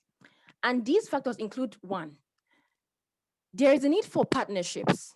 It's very important that we foster research and development of these grains so that we can identify the constraints and develop viable strategies for scaling up their production and consumption. And these research have to be co-led by farmers, by food entrepreneurs, and with adequate support from the government and research organizations like ICRISAT and CGIAR and other research institutes. Secondly, there's the issue of little or no attention and support for these indigenous grains by the government. I mean, there is no zeal to conserve plant biodiversity by the Nigerian government, if you ask me. And this attitude has to change. Thirdly, we need to develop the market and commercial viability of these grains. And to do this, we need to take two approaches. The first is we need to increase customer awareness of these grains, especially in urban areas, because when we do this, it will upscale the consumption of these grains and thus increase the market. Secondly, there is need to support food processing industries like Indigi Foods that are into processing of these grains into various products. Next slide, please. Now, we at Indigi Foods are advocating for a shift to more sustainable diets and food systems. And how are we doing this? We are doing this by shifting attention from the more popular grains like maize and wheat to the less popular indigenous grains that have been largely neglected, but have nutritious, environmental, socio-economic, and cultural benefits. Next slide, please.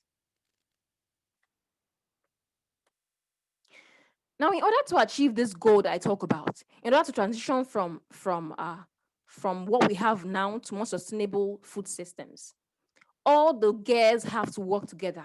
And the gears include farmers and food entrepreneurs, government and research institutes, as well as consumers and investors.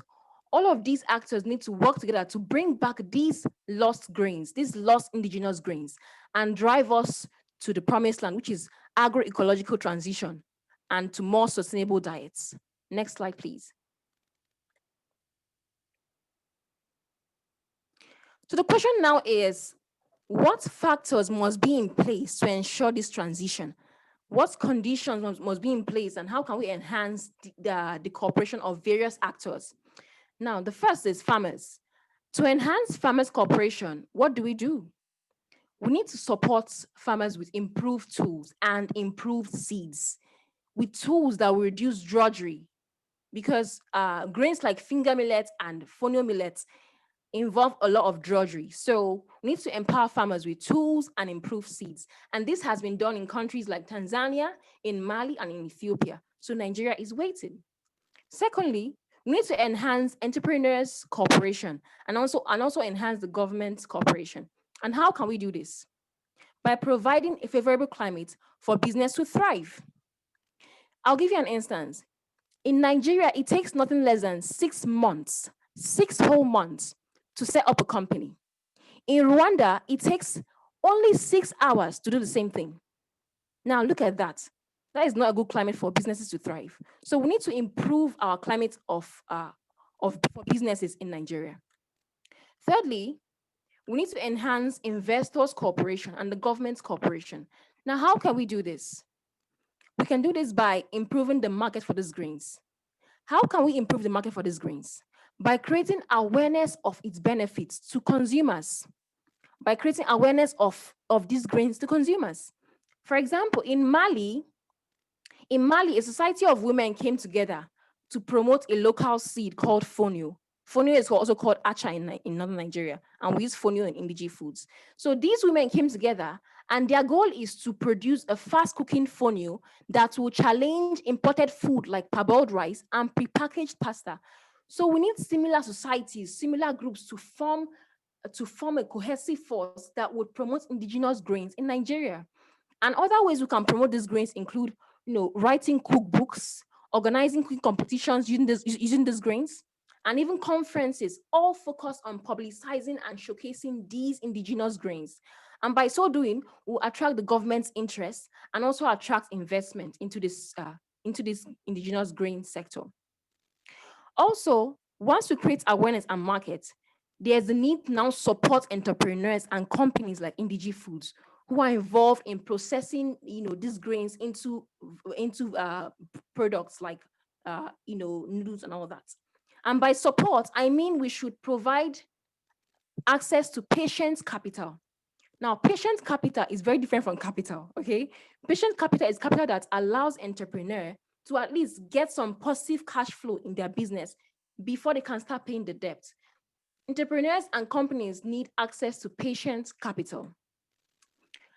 Also, we need to enhance consumers' cooperation. And how can we do this? By producing affordable, delicious, and nutritious products from these indigenous grains. And that's what Indigi Foods and other companies are doing. And lastly, but not least, it's also very important to promote research focused on developing quality seeds and highly improved products from these indigenous grains. And this will need all hands to be on deck. Both the government, the research institutes, the farmers, the entrepreneurs, the consumers, all of us have to work together to promote these grains. So I urge you all to join us in this revolution to bring back our lost grains of Africa and transition to a more sustainable food system. Thank you.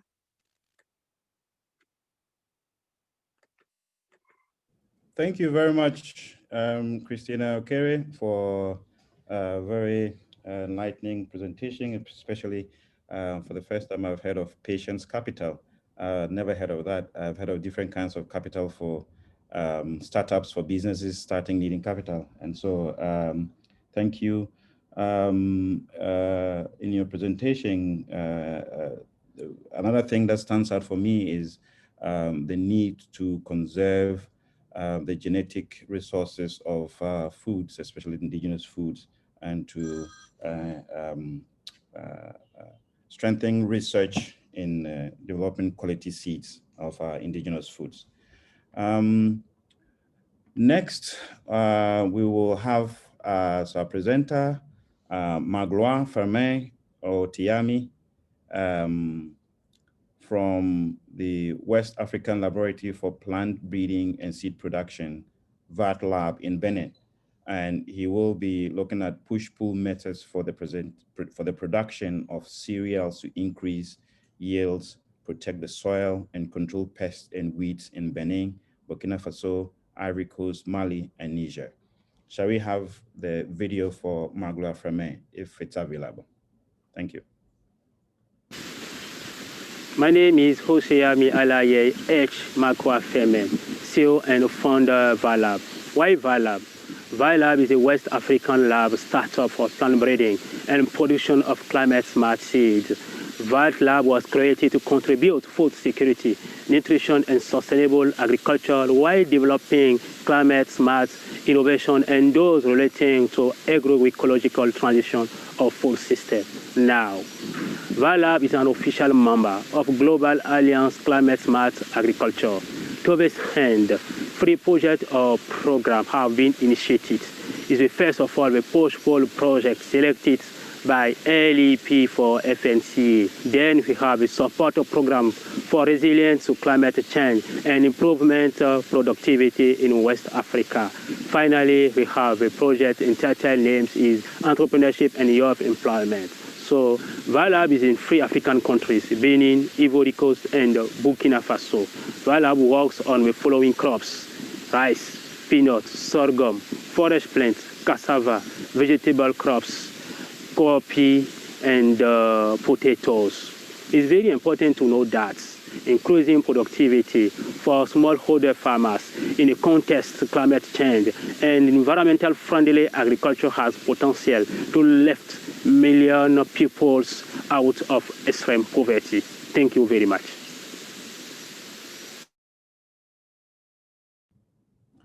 Thank you, Magloire. Carlo, if Magloire's presentation is ready, we can go. Yes, yes, it will start in few seconds. Okay, here we are. Let's go. Okay, thank you. Thank you, LEAP4FNSSA. Thank you, Dr. Gordon. I'm very happy to present this project selected by LEAP4FNSSA, whose title is a push-pull method for production cereal to increase yield, protect soil, control pests and weeds in Benin, Burkina Faso, Ivory Coast, Mali, and Niger. Next slide. So panel 4, that is to say agroecological transition of food system is topic addressed throughout the initiative projects. Next slide, please. Okay, the critical factor for development success for these projects is revolves the following points: select the best varieties of Desmodium and Brachiaria, adapt the climate condition in Benin, Burkina Faso, Ivory Coast, Niger, and Mali, produce seeds of the best Desmodium and Brachiaria variety for a plant breeding system for different countries, and identify and train West African parallel producers and farmers. Train the key actors on the project of establishment and monitoring plots or push-pull, carry out 3 exchange visits, and establishment of mechanisms of knowledge management and categorization of project for adoption or innovation by non-pilot producers, and establishment of a planning, monitoring, evaluation mechanism for the project for measuring objective verified indicators and finance above mentioned activities of these projects. Next slide, please. Okay, so this project will allow to increase yields, protect soil, control pests and weeds without the use of pesticides. And other advantages such as allow the production of healthy and sufficient food for all in healthy environments, and nutrition foods for livestock, and cycle agriculture practice It's very important to note that this project is contribute to this session. Nothing is lost, everything is transformed. So we have another advantage is market opportunities. And this is not only promote Desmodium and Brachiaria value chain, but also rice, sorghum, millet value chain in West Africa. Next slide, please. So what are the key actors or important players? We have Vilab, ICRISAT, Ecclesio, and LEAP4FNSSA. It is important to note that all key actors of this project will work together and with other organization or stakeholder in the different countries in Benin, Burkina Faso, Ivory Coast, and another organization institutions such as CUREF and RUPPA, FARA, and another organization and institution will contribute these projects. Next slide, please. So for enhancing actor cooperation is for this project, it will first be necessary to have a very good knowledge for the critical factor for development success of this project, sign cooperation or innovative partnership agreements between the various key players for this project, and set up a communication device between the key actors and the various stakeholders to ensure collaboration, and develop a program framework on which the preparation of the capacity building. To this end, capacity building framework will organize around 4 objectives. The first is strengthening the capacity of the various key players to participate in the consultation process, develop knowledge and information, assess and use it, strengthen the capacity to develop the strategic document required by LEAP4FNSSA, and finally, strengthen the capacity to manage and apply the directive received from LEAP4FNSSA in the framework of this project. Next slide, please. So it's very important to know that push-pull West Africa is better health of agro ecosystem, better quality of life for animals and humans, better protection of environment, and better harvest. Thank you very much. Thank you very much, Magla, for me. Another insightful presentation, and especially Desmodium. As I know, Desmodium is a good repellent, and Brachiaria good for fodder and all of that. And these are, or I would like to say, ties in with the presentation or the idea earlier on presented by Shabi, where he looks at organic input for agriculture. And so thank you for your presentation. Next, we have, I think, which is our last presenter. We have Olubunmi Akinole Okyoyo. Sorry if I have not pronounced your name well. And she is from Aquabond Farms in Nigeria, and she'll be talking to us or pitching breeding fingerlings as young fishes, processing fish and oils. Please, participants, ladies and gentlemen, I would like to request of you to post your questions to the Q&A button, as well as use the chat sessions for discussions and so forth. Thank you.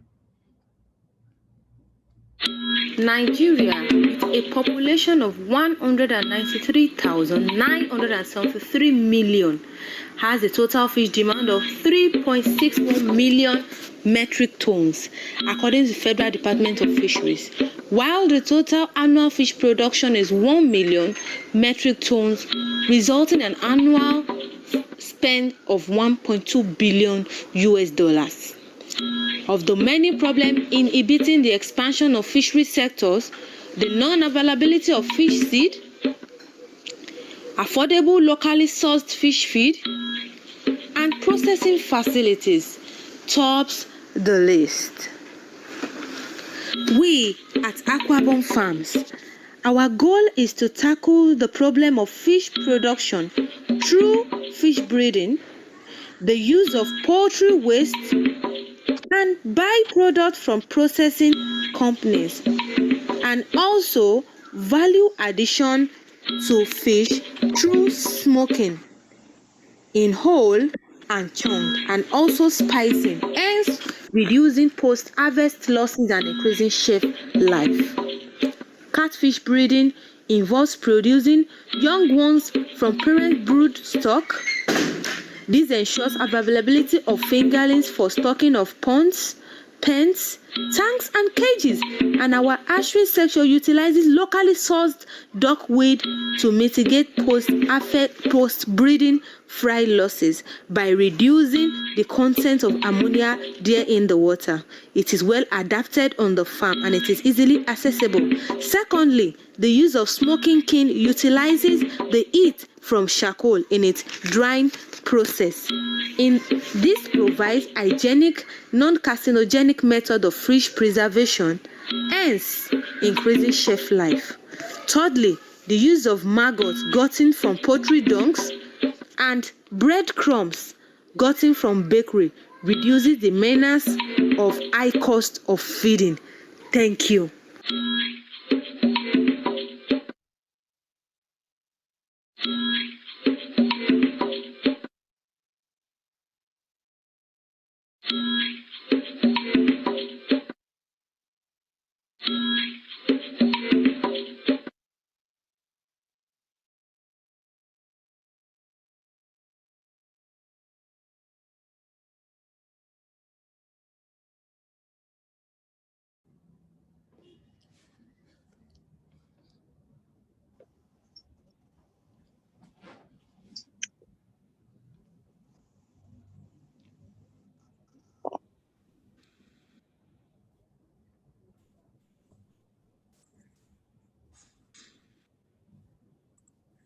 Hello, Christiana.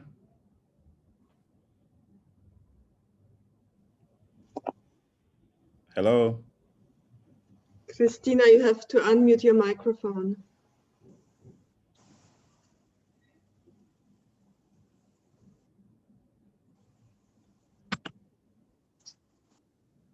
Good day, Christiana. Good day. We can hear you, Christiana. You can go ahead.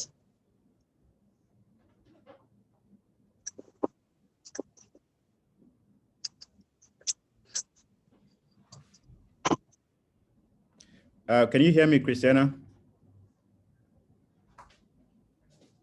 Hello? Christiana, I kindly suggest you to switch off your video. Maybe your connection is not too good, so we can try again switching off your video. Thank you.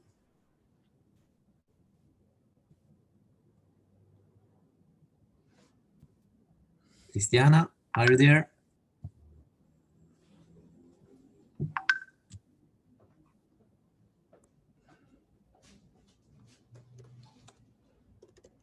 I think she's offline. Ah, it's a pity.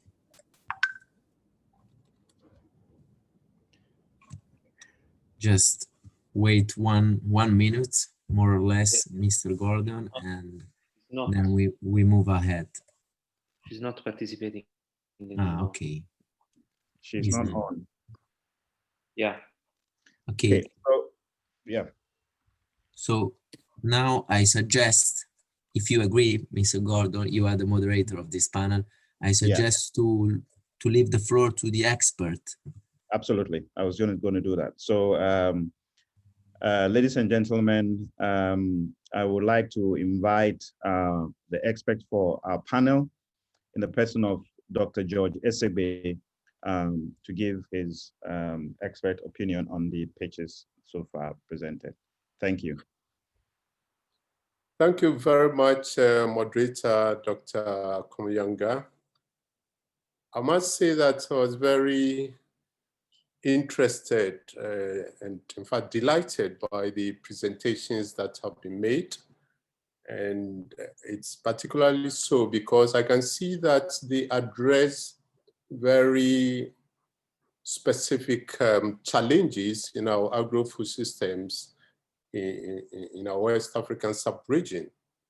And the good thing about it is that even from these 4 presentations, you see clearly that there's a diversity in the efforts that are being made to address with these innovative ideas. And the other thing I also observe is this, that it cuts across the agricultural value chains.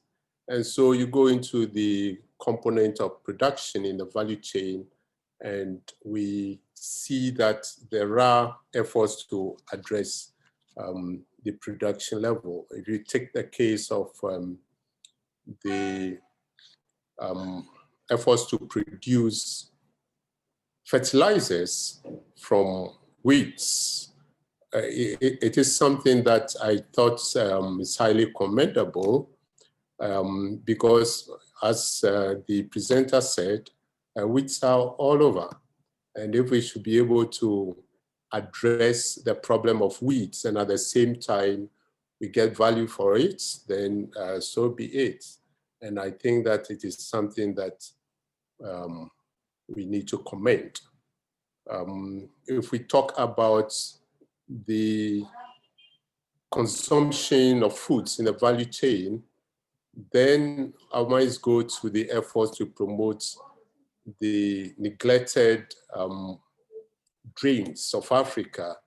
And I particularly commend the efforts to put a finger on millets, because as we very well know, the West African sub-region is very conducive to the production of grains such as millets.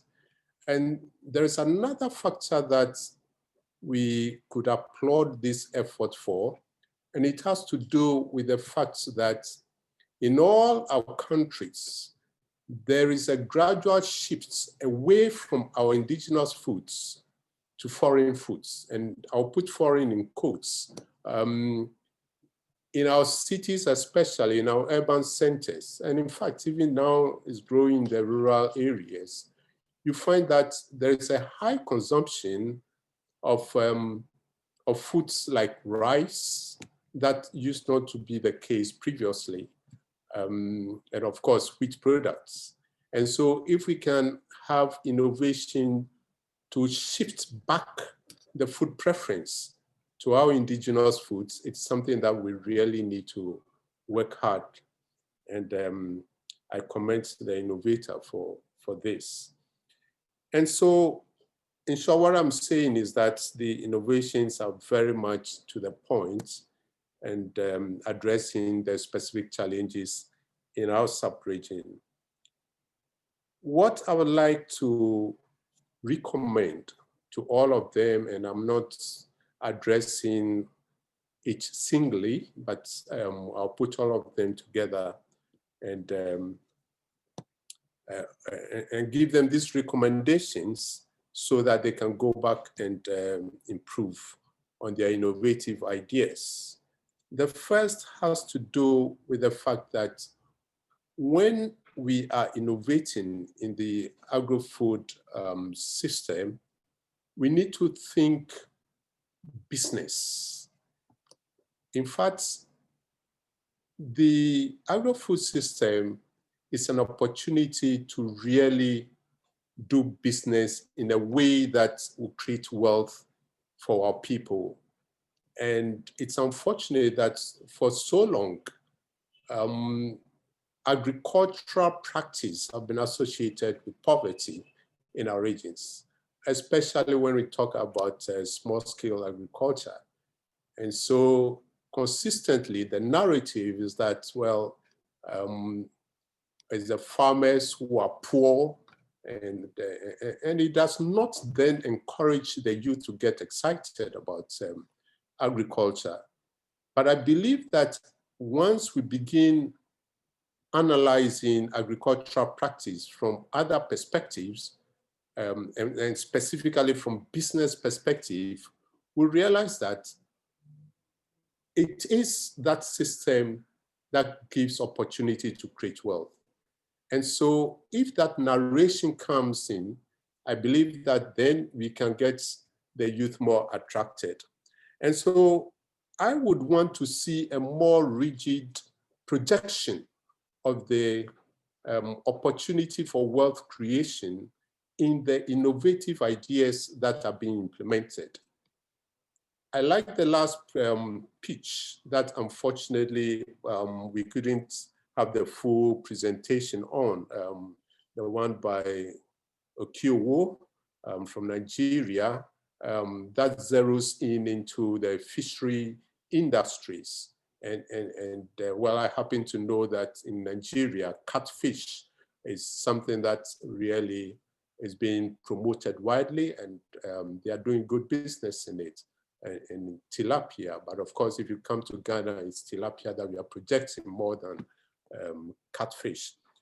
And in that pitch, you realize that it goes right from production through processing and then to packaging.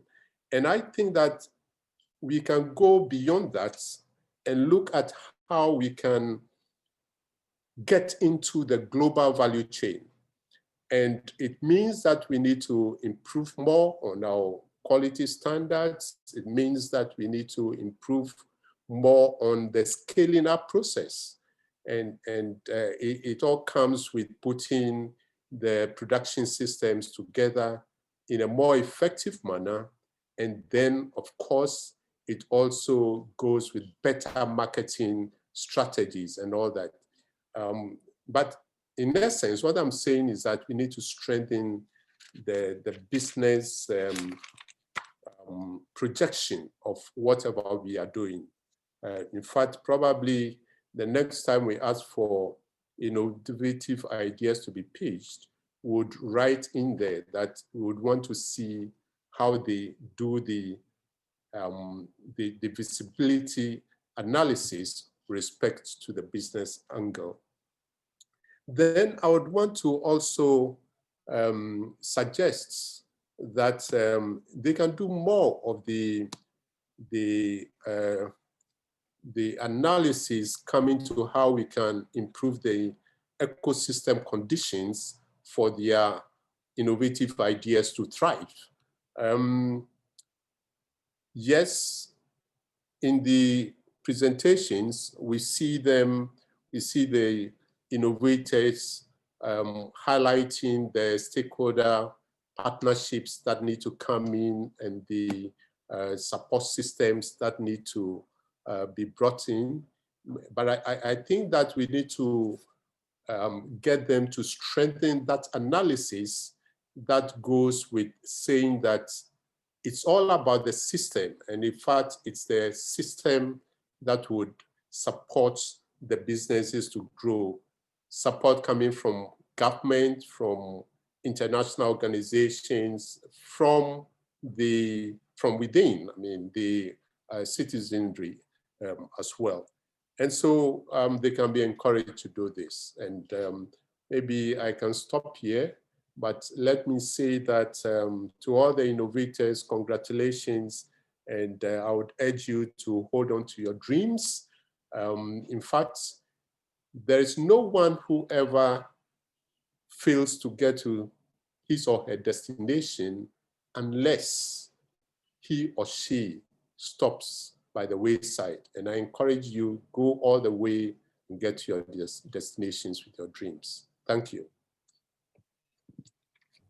Thank you very much, Dr. Essigbe, for your very insightful review or discussion of the various pitches. And I also like the very much the last video. I mean, Okiowo's presentation, especially I was looking at it from the point of industrial symbiosis and circular economic concept, where she's looking at even using the output from other industries like the bakeries as input in the aquaculture. So I don't see any questions in the Q&A. So I would like to have my last comment on this, and particularly to look at this, 3 findings and recommendations. Hello, yeah, sorry. Sure.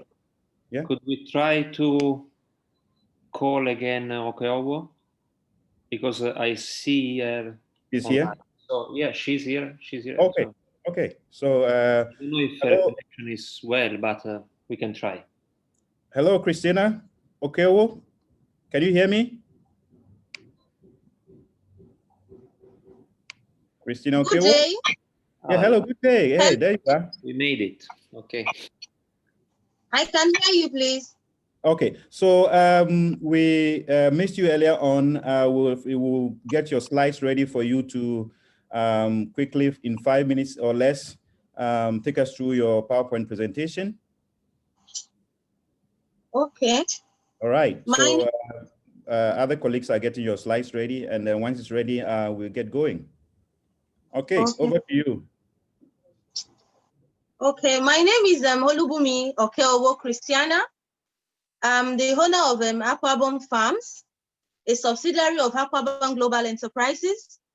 My business initiative is fingerling breeding, fish processing, and fish oil production with the use of plants, animal waste, and byproducts from processing industries. My company is basically into fish production. We have our hatchery sections whereby we produce fish from fingerlings onto the broodstock section, and we make use of byproducts from different companies, basically the poultry industry, that is poultry donks, and bakery industries, breadcrumbs, and then we make use of duck weeds to minimize costs on the farm, that is feed costs and chemical costs, the chemicals we add to our water when breeding. So that's what my company basically do. And then concerning the oil, we get oil from the fish. When we are smoking the fish, that is when it's in the oven, we extract the oil. And this oil is used majorly, our major buyers are the university projects, people that are involved in projects. They use it in the formation of feed. They use it in analysis in the laboratory, and so on and so forth. Then my second slide, please, which is the topic, that is agroecological transition of food systems. New ideas to link together the health of agro-ecosystems and animals and human. The third slide. The third slide talks about the critical factors for the development success. That is, the critical factors for the development of my section is on-farm innovation and skilled farm labor. That is, there are some innovations we have carried out so for a long time on the farm, and some of the innovation is collecting the poultry dung, whereby we keep it for some days. We have a dung on the farm where we keep our poultry, a pit hole on the farm that is secluded for keeping our poultry dung. And after some days, these poultry dungs becomes maggots. These are the maggots, and these maggots contains protein, basically. We all know that fish doesn't only need protein, they also need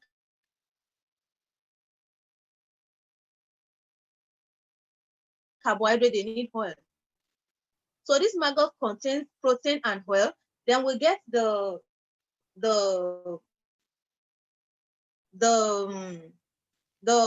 bakery waste, that is the breadcrumbs. That contains both fat and it also contains carbohydrates. So the combination of these are what we give our fish, especially at when they are too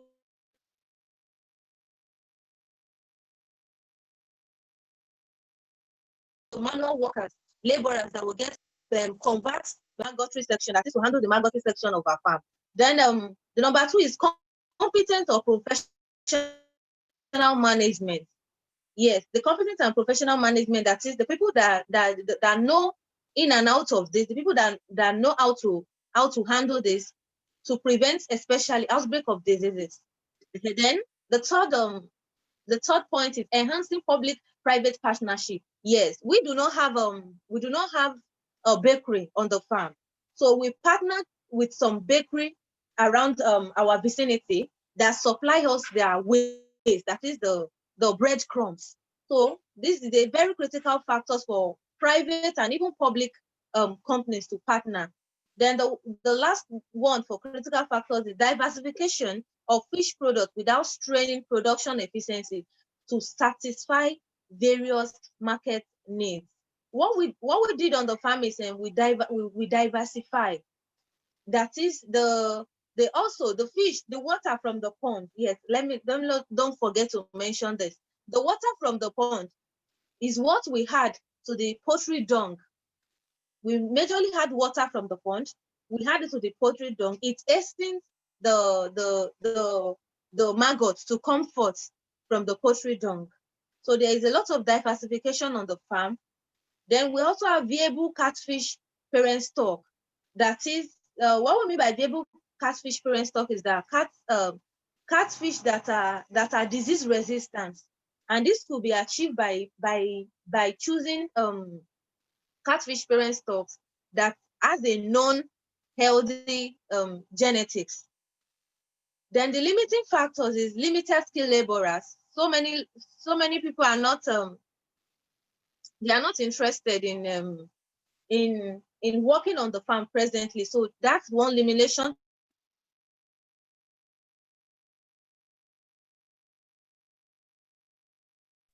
Climatic factors like change of rainy seasons, hot weather, and all that. They are part of the things that affect the farm. Then influence of environmental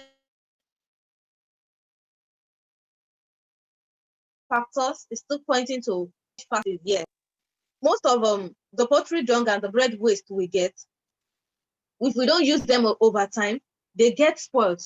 So one way we will prevent this is by getting some storage facilities, which are quite expensive on the farm.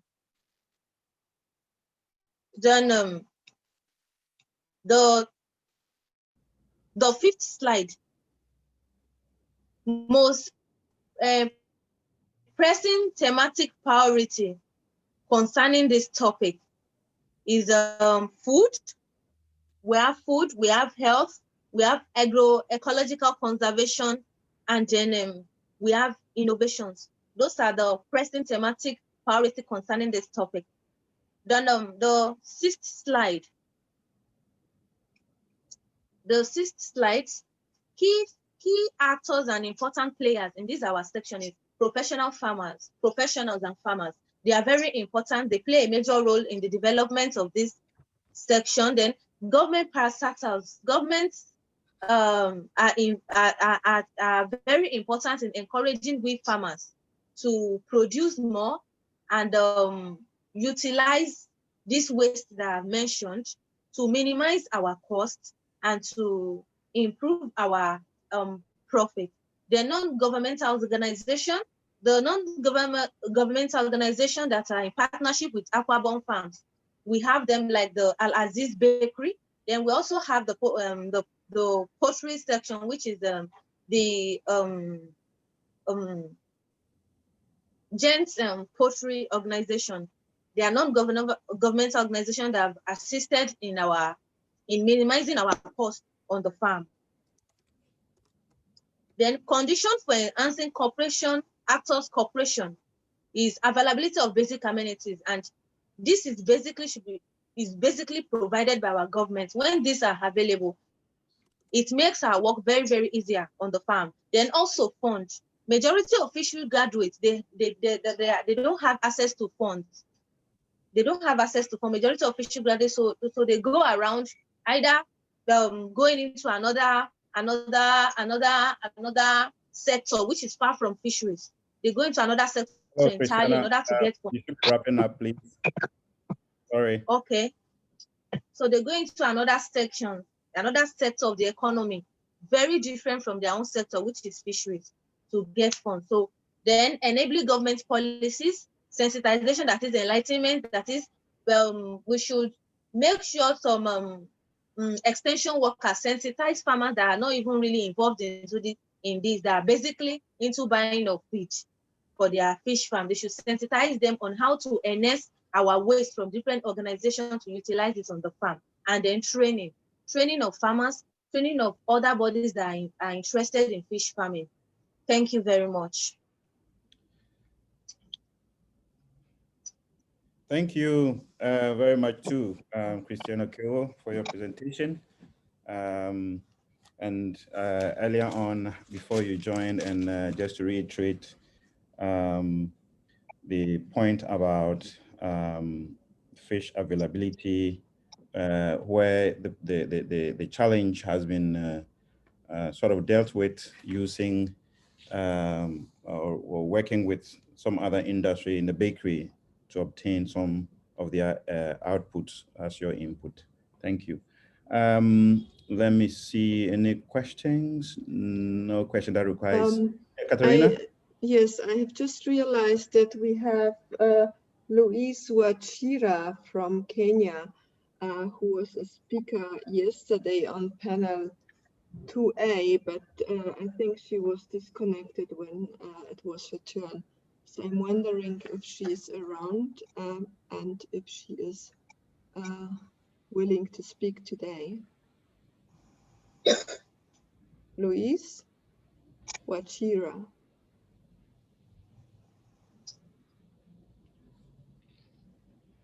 No, she's logged in, but apparently she cannot speak. Yeah, I think I saw her earlier.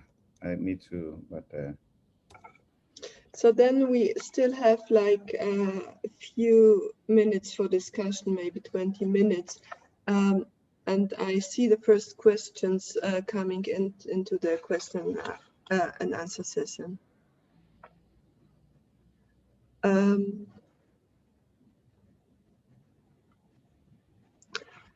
So there's LEASY. Our organization is Nigerian Women Agro-Allied Farmers Association. We are major in grain production and we presently have maize, beans and others in our stock. We do dry season and dry season farming and we do value addition on packaging and branding.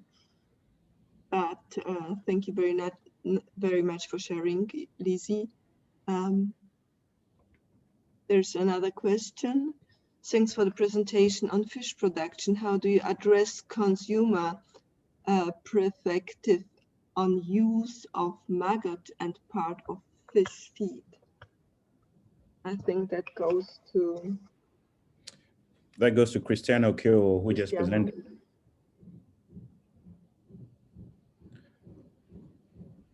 Cristiano, are you still with us?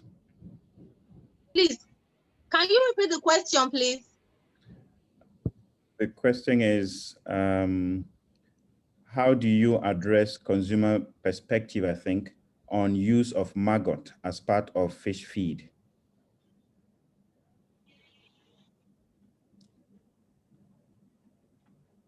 Hello? Hello, can you hear me, please? Yes, we can hear you. I can hear you. So, can you hear me? Yes, I can hear you. Can you hear me? Okay, how to address consumers' perspective concerning the use of a maggot as fish feed? Well, yes. One instance that made most consumers think about the use of maggot is that maggot being a kind of how do I put it? Maggot is basically seen as a waste, something that cannot be consumed. But we should all know that there are some animals like bats that consume dead bodies and they are still okay. So maggot doesn't have problem. Maggot is one of the highest animal insect that contains protein. So once the fish consume it, there is breakdown. It doesn't have any effect on the end consumer, which is human. So it is very, very healthy. It contains high proteins, which the fish utilizes. It adds weight to them. Yes, when fish maggot frequently, unlike the fish feed, which contains lesser protein, the maggot tends to make the fish bigger. It adds weight to them and they weigh on a scale. So it doesn't have any health, any detriment to the health. It is quite healthy. Thank you. Thank you, Christina. Katharina, okay. expert, Dr. George Segwe, I can see you. Yes, I think it's important to get the point of the question that was asked. How do you address the preference for maggot-fed catfish to any other? And I think it's a fact that usually there is always that psychological, preference for any products that is not contaminated, so to speak. And so we would need to adopt a social science approach. It's not about explaining the scientific reality that maggots give better weight to the fish. It's about removing the prejudice against catfish fed with maggots. And that in itself requires a bit of public education to get them to accept this. And I'm saying this because in Ghana, at the Animal Research Institute, there's a particular project that would deliberately breed maggots to feed poultry. And of course, the poultry are better nutritioned, but we still need to get this social dimension of the preference, the consumer preference addressed. And it is something that is being worked on. So really, you need something more than just explaining the scientific basis of your use of maggots. Thank you. Thank you for the explication, Dr. Segwe. Christina, did you get the explanation? Do you have any more to add? Very well, very well, very well. I think what it was trying to say was that there should be public enlightenment.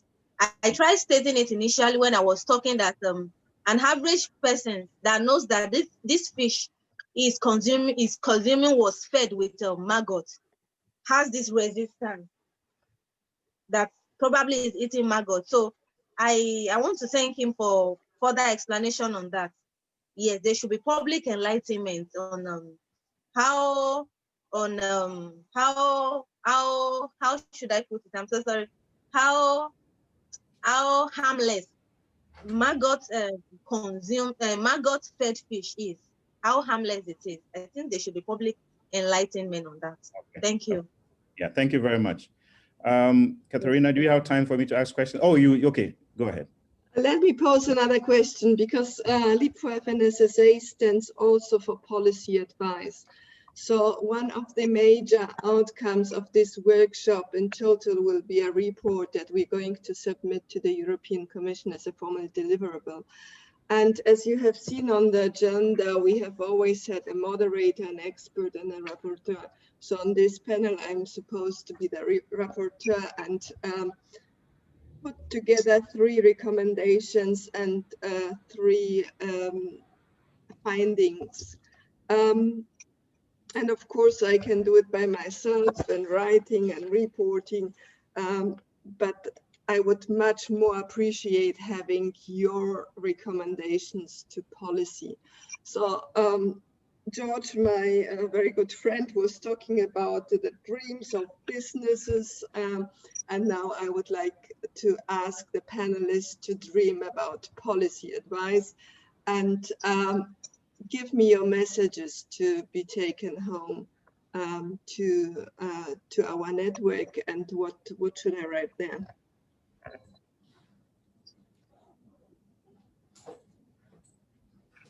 Maybe if there's Christina O'Carra from Neglected Indigenous Grains, what would you desire to change? Are you still here with us? Yes, I'm here. Thank you, Ms. Katharina. So what I would love to see, what I dream to see, the future I hope to see is a future where we in Africa are more focused on our indigenous foods. Of course, I support maize and other popular grains, but I think it's high time that we begin to promote our own culture in terms of food and promote our own diversity.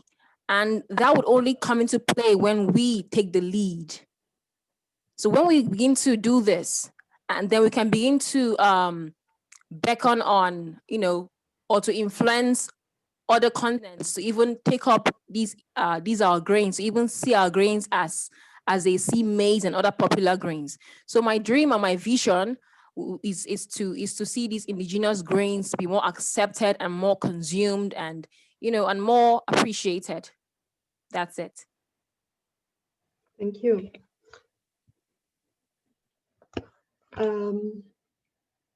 Maybe the other Christina as well. What would be the best change for you to improve your business? What could happen on the political level?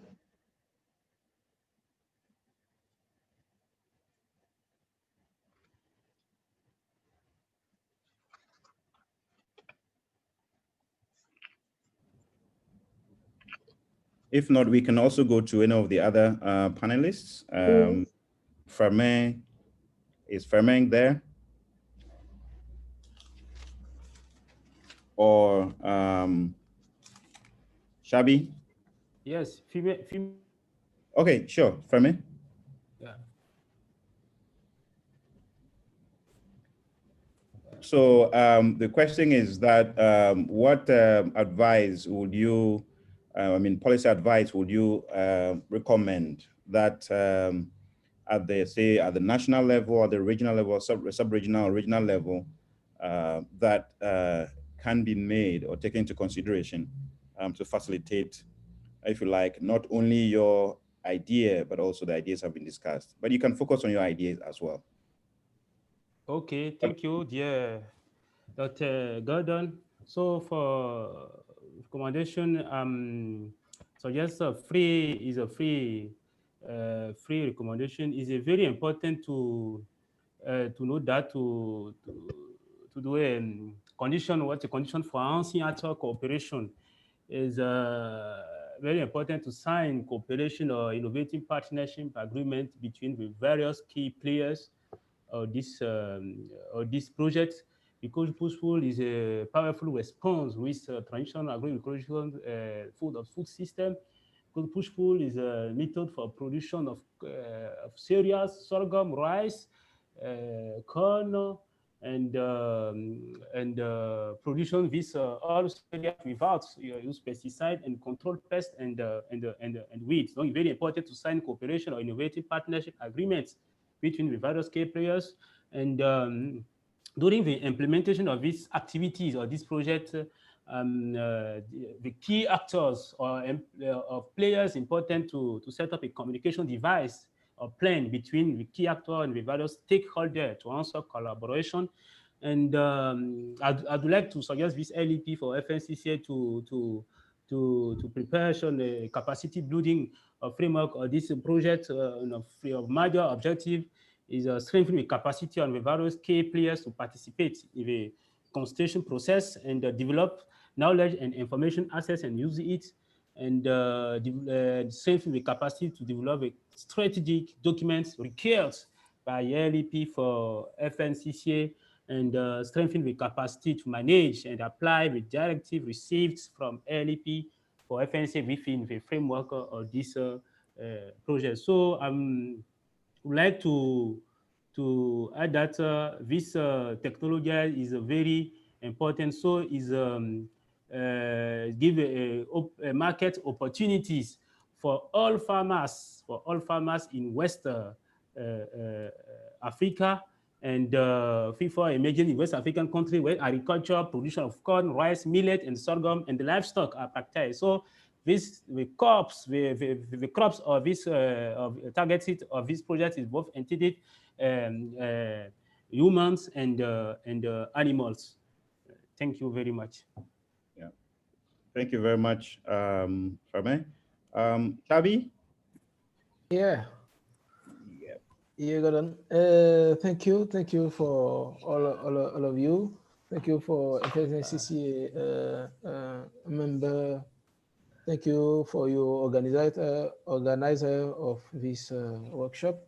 So me, I want to say that local policy. I'm speaking to our African Union representative, if is there. Local policy have to help and facilitate sustainable agriculture actor. Yes, we need that our policy facilitate organic and ecological agriculture in our countries, because it is not the case now. Now it is conventional agriculture which are promoted. Secondly, I want to call African Union to press Union European about this program, about FNSSA program, to promote technical, material, and financial help for each of us, each innovator here, present here, to go ahead, to go at the next step. For us, we need technical assistance to make our product more efficient, to make a scientist basis on our program. We need material, spectrum laboratory material to make more efficient. We need engineering partner to make industrialization of our biofertilizer production. So I know that it is the case of many of innovators here, because we are African innovator. We make innovation, but innovation remain very small, very small. There are no change to go ahead to make industrialization of our innovation. Thank you. Thank you, Gordon. Thank you, Christina. Thank you, Claudio. Thank you very much, Xavi. Christina, do you want me to add more to your headache, to give you a lot more options? I have one or two. Having listened to the presentations, I think that one policy advice or measure that I'd like to say is that we need to have policy measures to support the adoption of underutilized cereals, but it must be in a holistic manner. I'm saying holistic because I think that these some of the underutilized cereals, foods, or belong to a certain, fall or lie within a certain cultural milieu, within a certain ethnic milieu, certain ecological conditions and plant genetic resource, and then also economic in terms of the demand for it. So we need to look at it in a holistic manner, and tying in with this, something that I think Christina Okere mentioned in her presentation, which is the ease of establishing enterprises, especially SMEs, that intend to go into the processing of some of the, or promoting the consumption of the underutilized cereals. Thank you.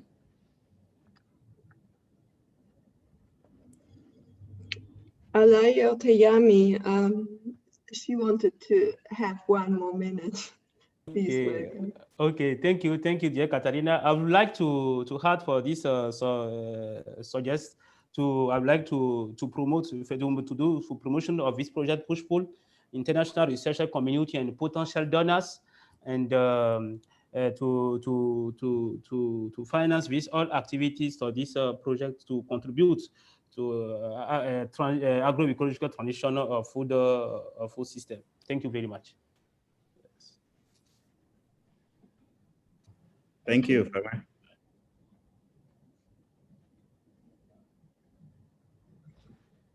So thank you very much. This was very, very kind and very useful to be noticed and taken forward to the policy level. If there are no further questions, then I think We are quite good in time. We have 5 more minutes for the closing remarks. Maybe this is a good time to say hello to everybody again. Whoever is online, please switch on your cameras again, just to get an impression who still is there and alive.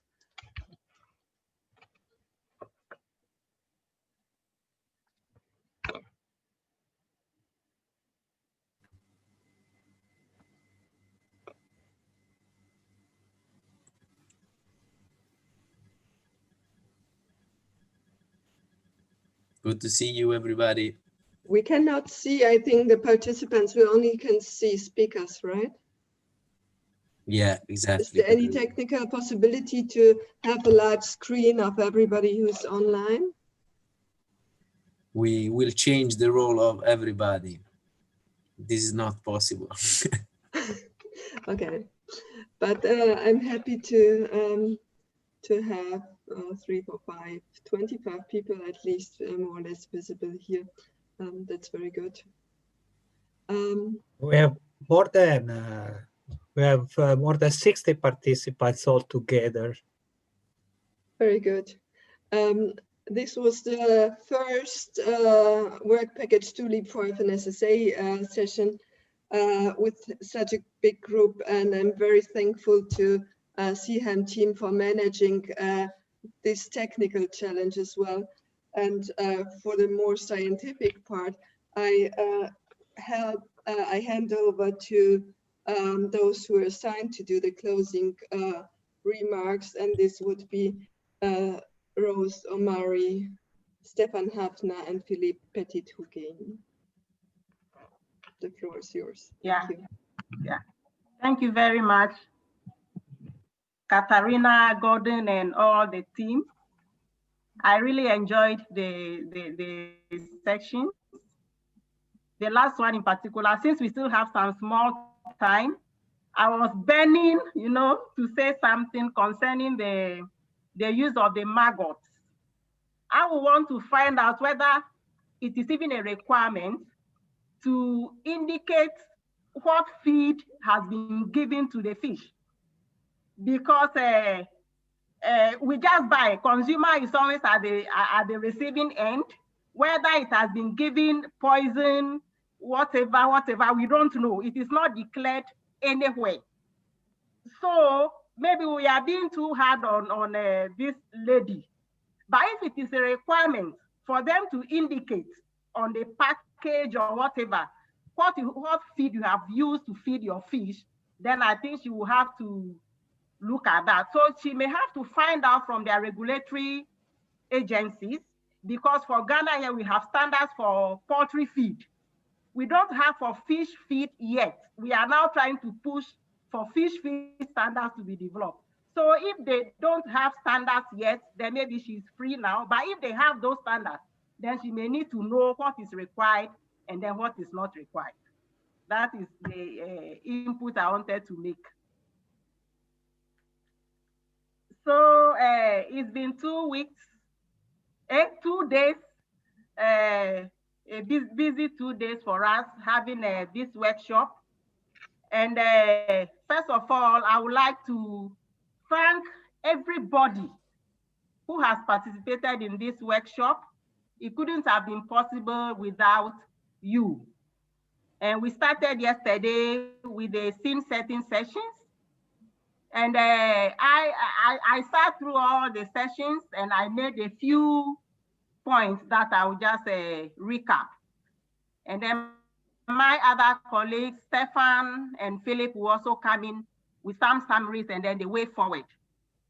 So we started the scene setting session. We had 5 speakers, and all of them underscored the importance of this workshop and the LEAP4FNSSA project in forging and strengthening EU-AU partnership for food and nutrition security and sustainable agriculture.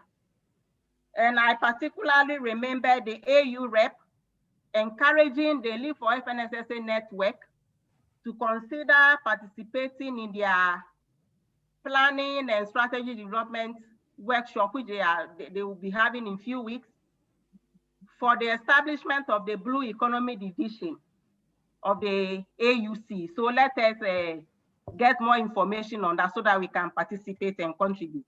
Then we also had a panel A, which was on policies, programs on food and nutrition security and sustainable agriculture, building West Africa chapter and EU-AU Funders Alliance. So over there we had 9 speakers, and some of the key issues that came up were that they proposed EU-AU research and innovation platform that we want to establish. Is a laudable idea.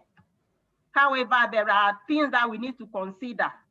One of them is that we need to do a thorough stakeholder mapping to ensure that all stakeholders, all relevant actors are included. And also we need to have a clear terms of reference and define the roles and responsibilities of each actor. We also need to consider the fact that there are already existing platforms. So we need to create complementarities and also some synergies with those platforms so that we don't have duplications. And also the need for us to develop an engagement protocol, which will spell out who or why we are forming the platform, and who or how the actors can join the platform. And also we need to consider involving actors outside Africa and Europe. So it became clear that we need good policies, we need reliable platforms, and also issues of knowledge management came up. Then we move on to panel 2, and then today we continue with panel 3 and 4. So where we listen to about 23 or 24 speakers and 4 experts. And they have come up with a number of innovations to address some specific challenges in the food and nutrition and sustainable agriculture sector. So some of the challenges they were trying to address were weak linkages among actors, poor storage, safety and quality issues, pest management, low access to extension, low market access, climate smart agriculture and food processing, employee management, where we had the lady trying to address the issue of pilfering among employees. And then we had poor nutrition and low utilization of indigenous foods, post-harvest losses, environmental pollution, among others. So these were some of the challenges that the startup developed innovations to address. So some of the key issues that came out from their presentations were that the ideas focus on value chain actors and were solving specific problems. ICT is essential for agriculture, and it is a great way to reach out to farmers and value chain actors. We also realized that there is a need for the idea carriers to define clearly who their collaborators are. They need to have a well-structured business models, which will be required for implementation of their ideas and businesses. So for all these innovations to be scaled up and for them to be sustainable, we need to have supportive policies and regulations. So for example, we need policies that will support even scaling up deployment and uptake of these innovations. We need investments in advanced and emerging ICTs, for example, the sensors, artificial intelligence, and all that. And we need to increase funding support for these startups. Private-public partnership is essential. We need to promote ICT education among informal actors, farmers, and all that. And there's also a need for a single platform for actors. So if you look at all the presentations, the ICT ones, for example, they are talking about single platform, which is what we are also trying to do under the EU-AU or under the LEAP4FNSSA project. And finally, there is a need for a comprehensive quality assurance system for farmers and all value chain actors. So these were some of the few things I noted down. And so on behalf of the Council for Scientific and Industrial Research, Science and Technology Policy Research Institute, we thank everybody who participated in this workshop yesterday and today. Special thanks to the LEAP4FNSSA partners, especially Work Package 2 and Work Package 4 partners who really work hard to ensure that we had this workshop. Thanks also to the coordination and all other partners. So having said this and thank all of you, I'll hand over to Stefan. He will talk more about maybe what you also noted down and then the way forward. Thank you very much, Rose. It's a pleasure to add something to your summary. We both, as the work package leaders of the work package actors, alliances, and policies, we are responsible for the coordination and also for this workshop here together with our team. Let me just add some brief comments and reminders at the end of this very fruitful workshop. I'm very impressed. I'm very happy who all contributed here with the presentations. They were very creative. And with this last slide here, I would like to remind us all, this is quite a big, diverse group of people with which we are dealing. We have to find mechanisms to collaborate in the future more closer together. And the next slide, please. And it has been stated already in the first panel yesterday, the spirit is co-production. And this is something that we always have to refer to, that we never should forget. We talked about designing West African theory of change and impact pathway.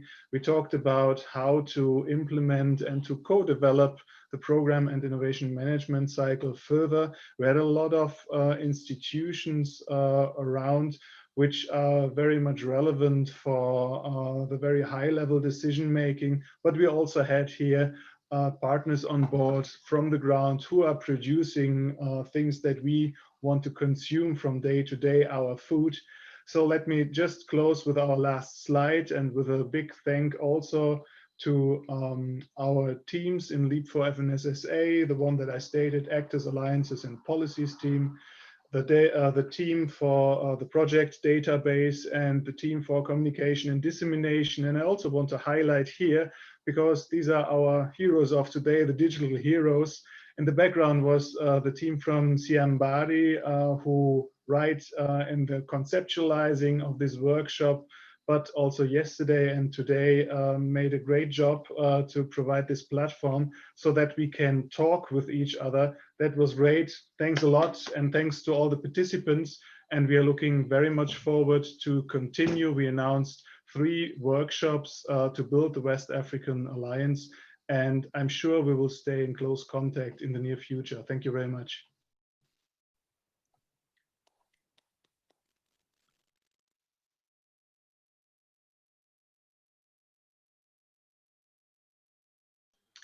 I think, Philip, your last word. Sorry. Thank you. Can you hear me? Yes. Okay. Yes. So I think I just want to add a few thoughts about some elements, some conclusion we can draw from these 2 days, but I think also adding my thanks and congratulations to everybody, because that has been a very well organized and very fruitful workshop. But before I come to that congratulations side, I would have to say that for me, I would take 3 main conclusions from this workshop.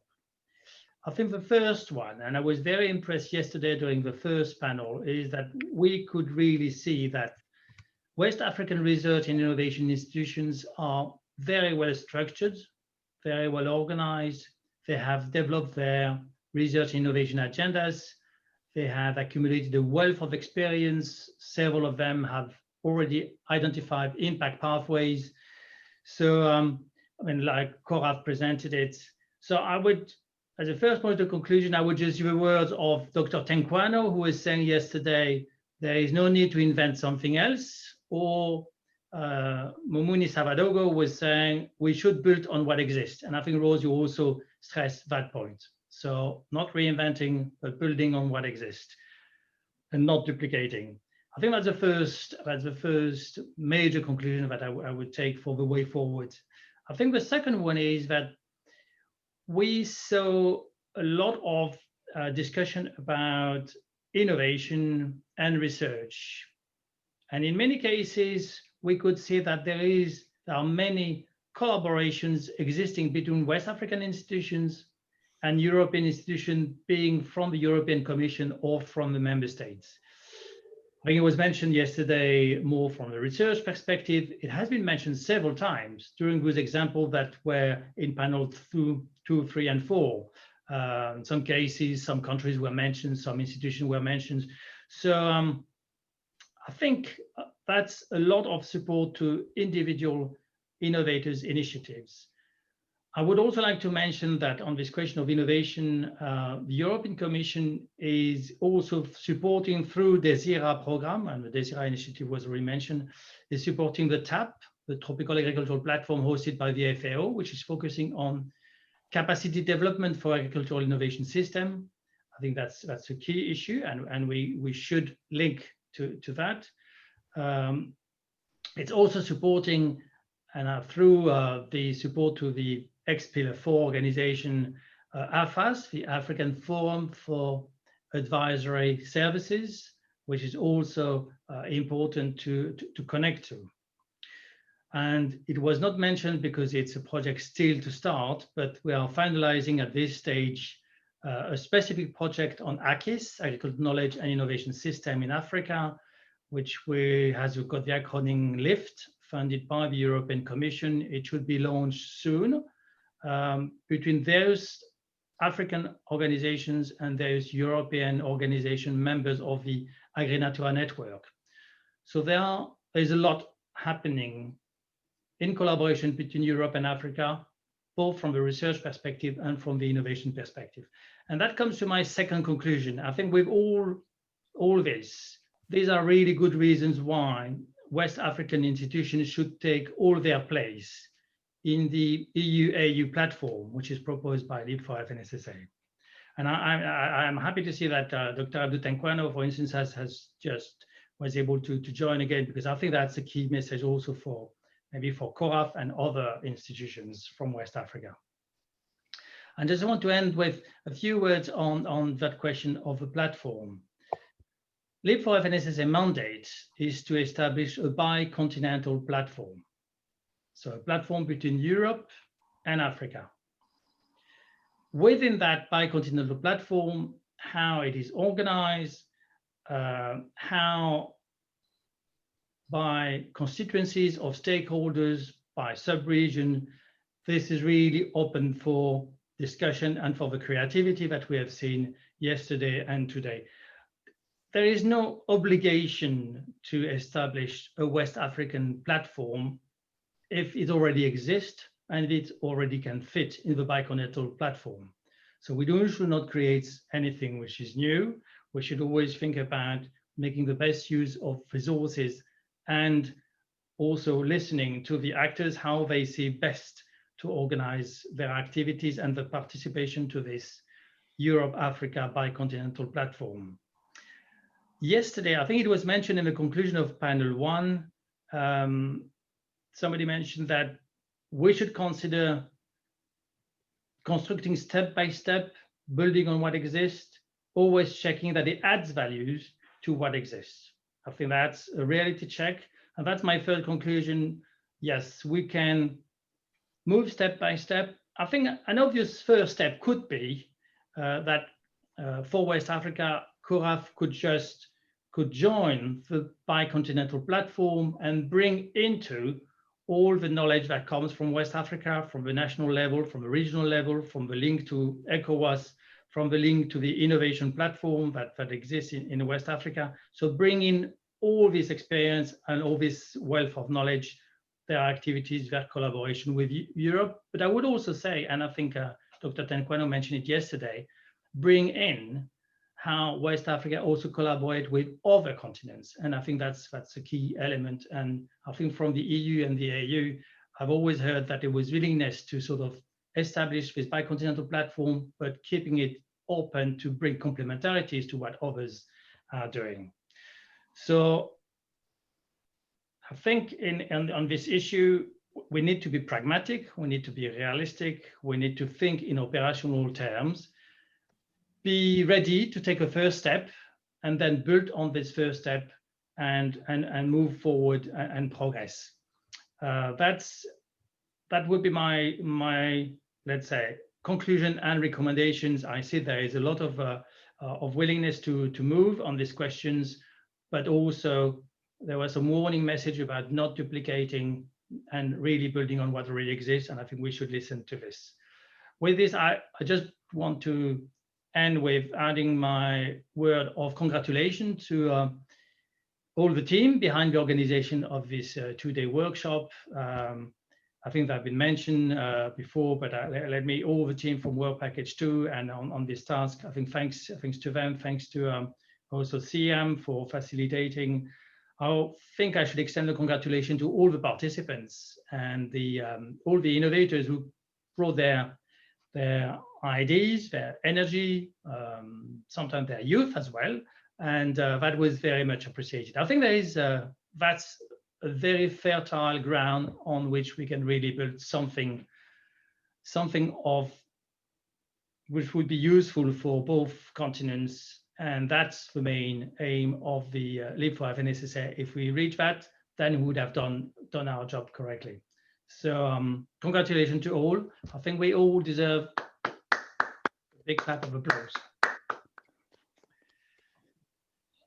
Back to you, Rosa. All right, so Bye to everybody. Thank you very much. Bye. okay, yeah, bye. Hope to see you soon. Thank you for tweeting so much. Should we say something? So please keep in touch with our website and social media where we upload soon all the material related to the event. So stay tuned. Bye. Yeah, stay tuned. Stay tuned. Excellent. Goodbye, everyone. Thank you, everyone, for joining this wonderful meeting. Thank you very much. Bye. Goodbye. Lovely afternoon. Bye. Bye, everyone. Bye. Thank you so much. Goodbye. Thanks, colleagues. Goodbye.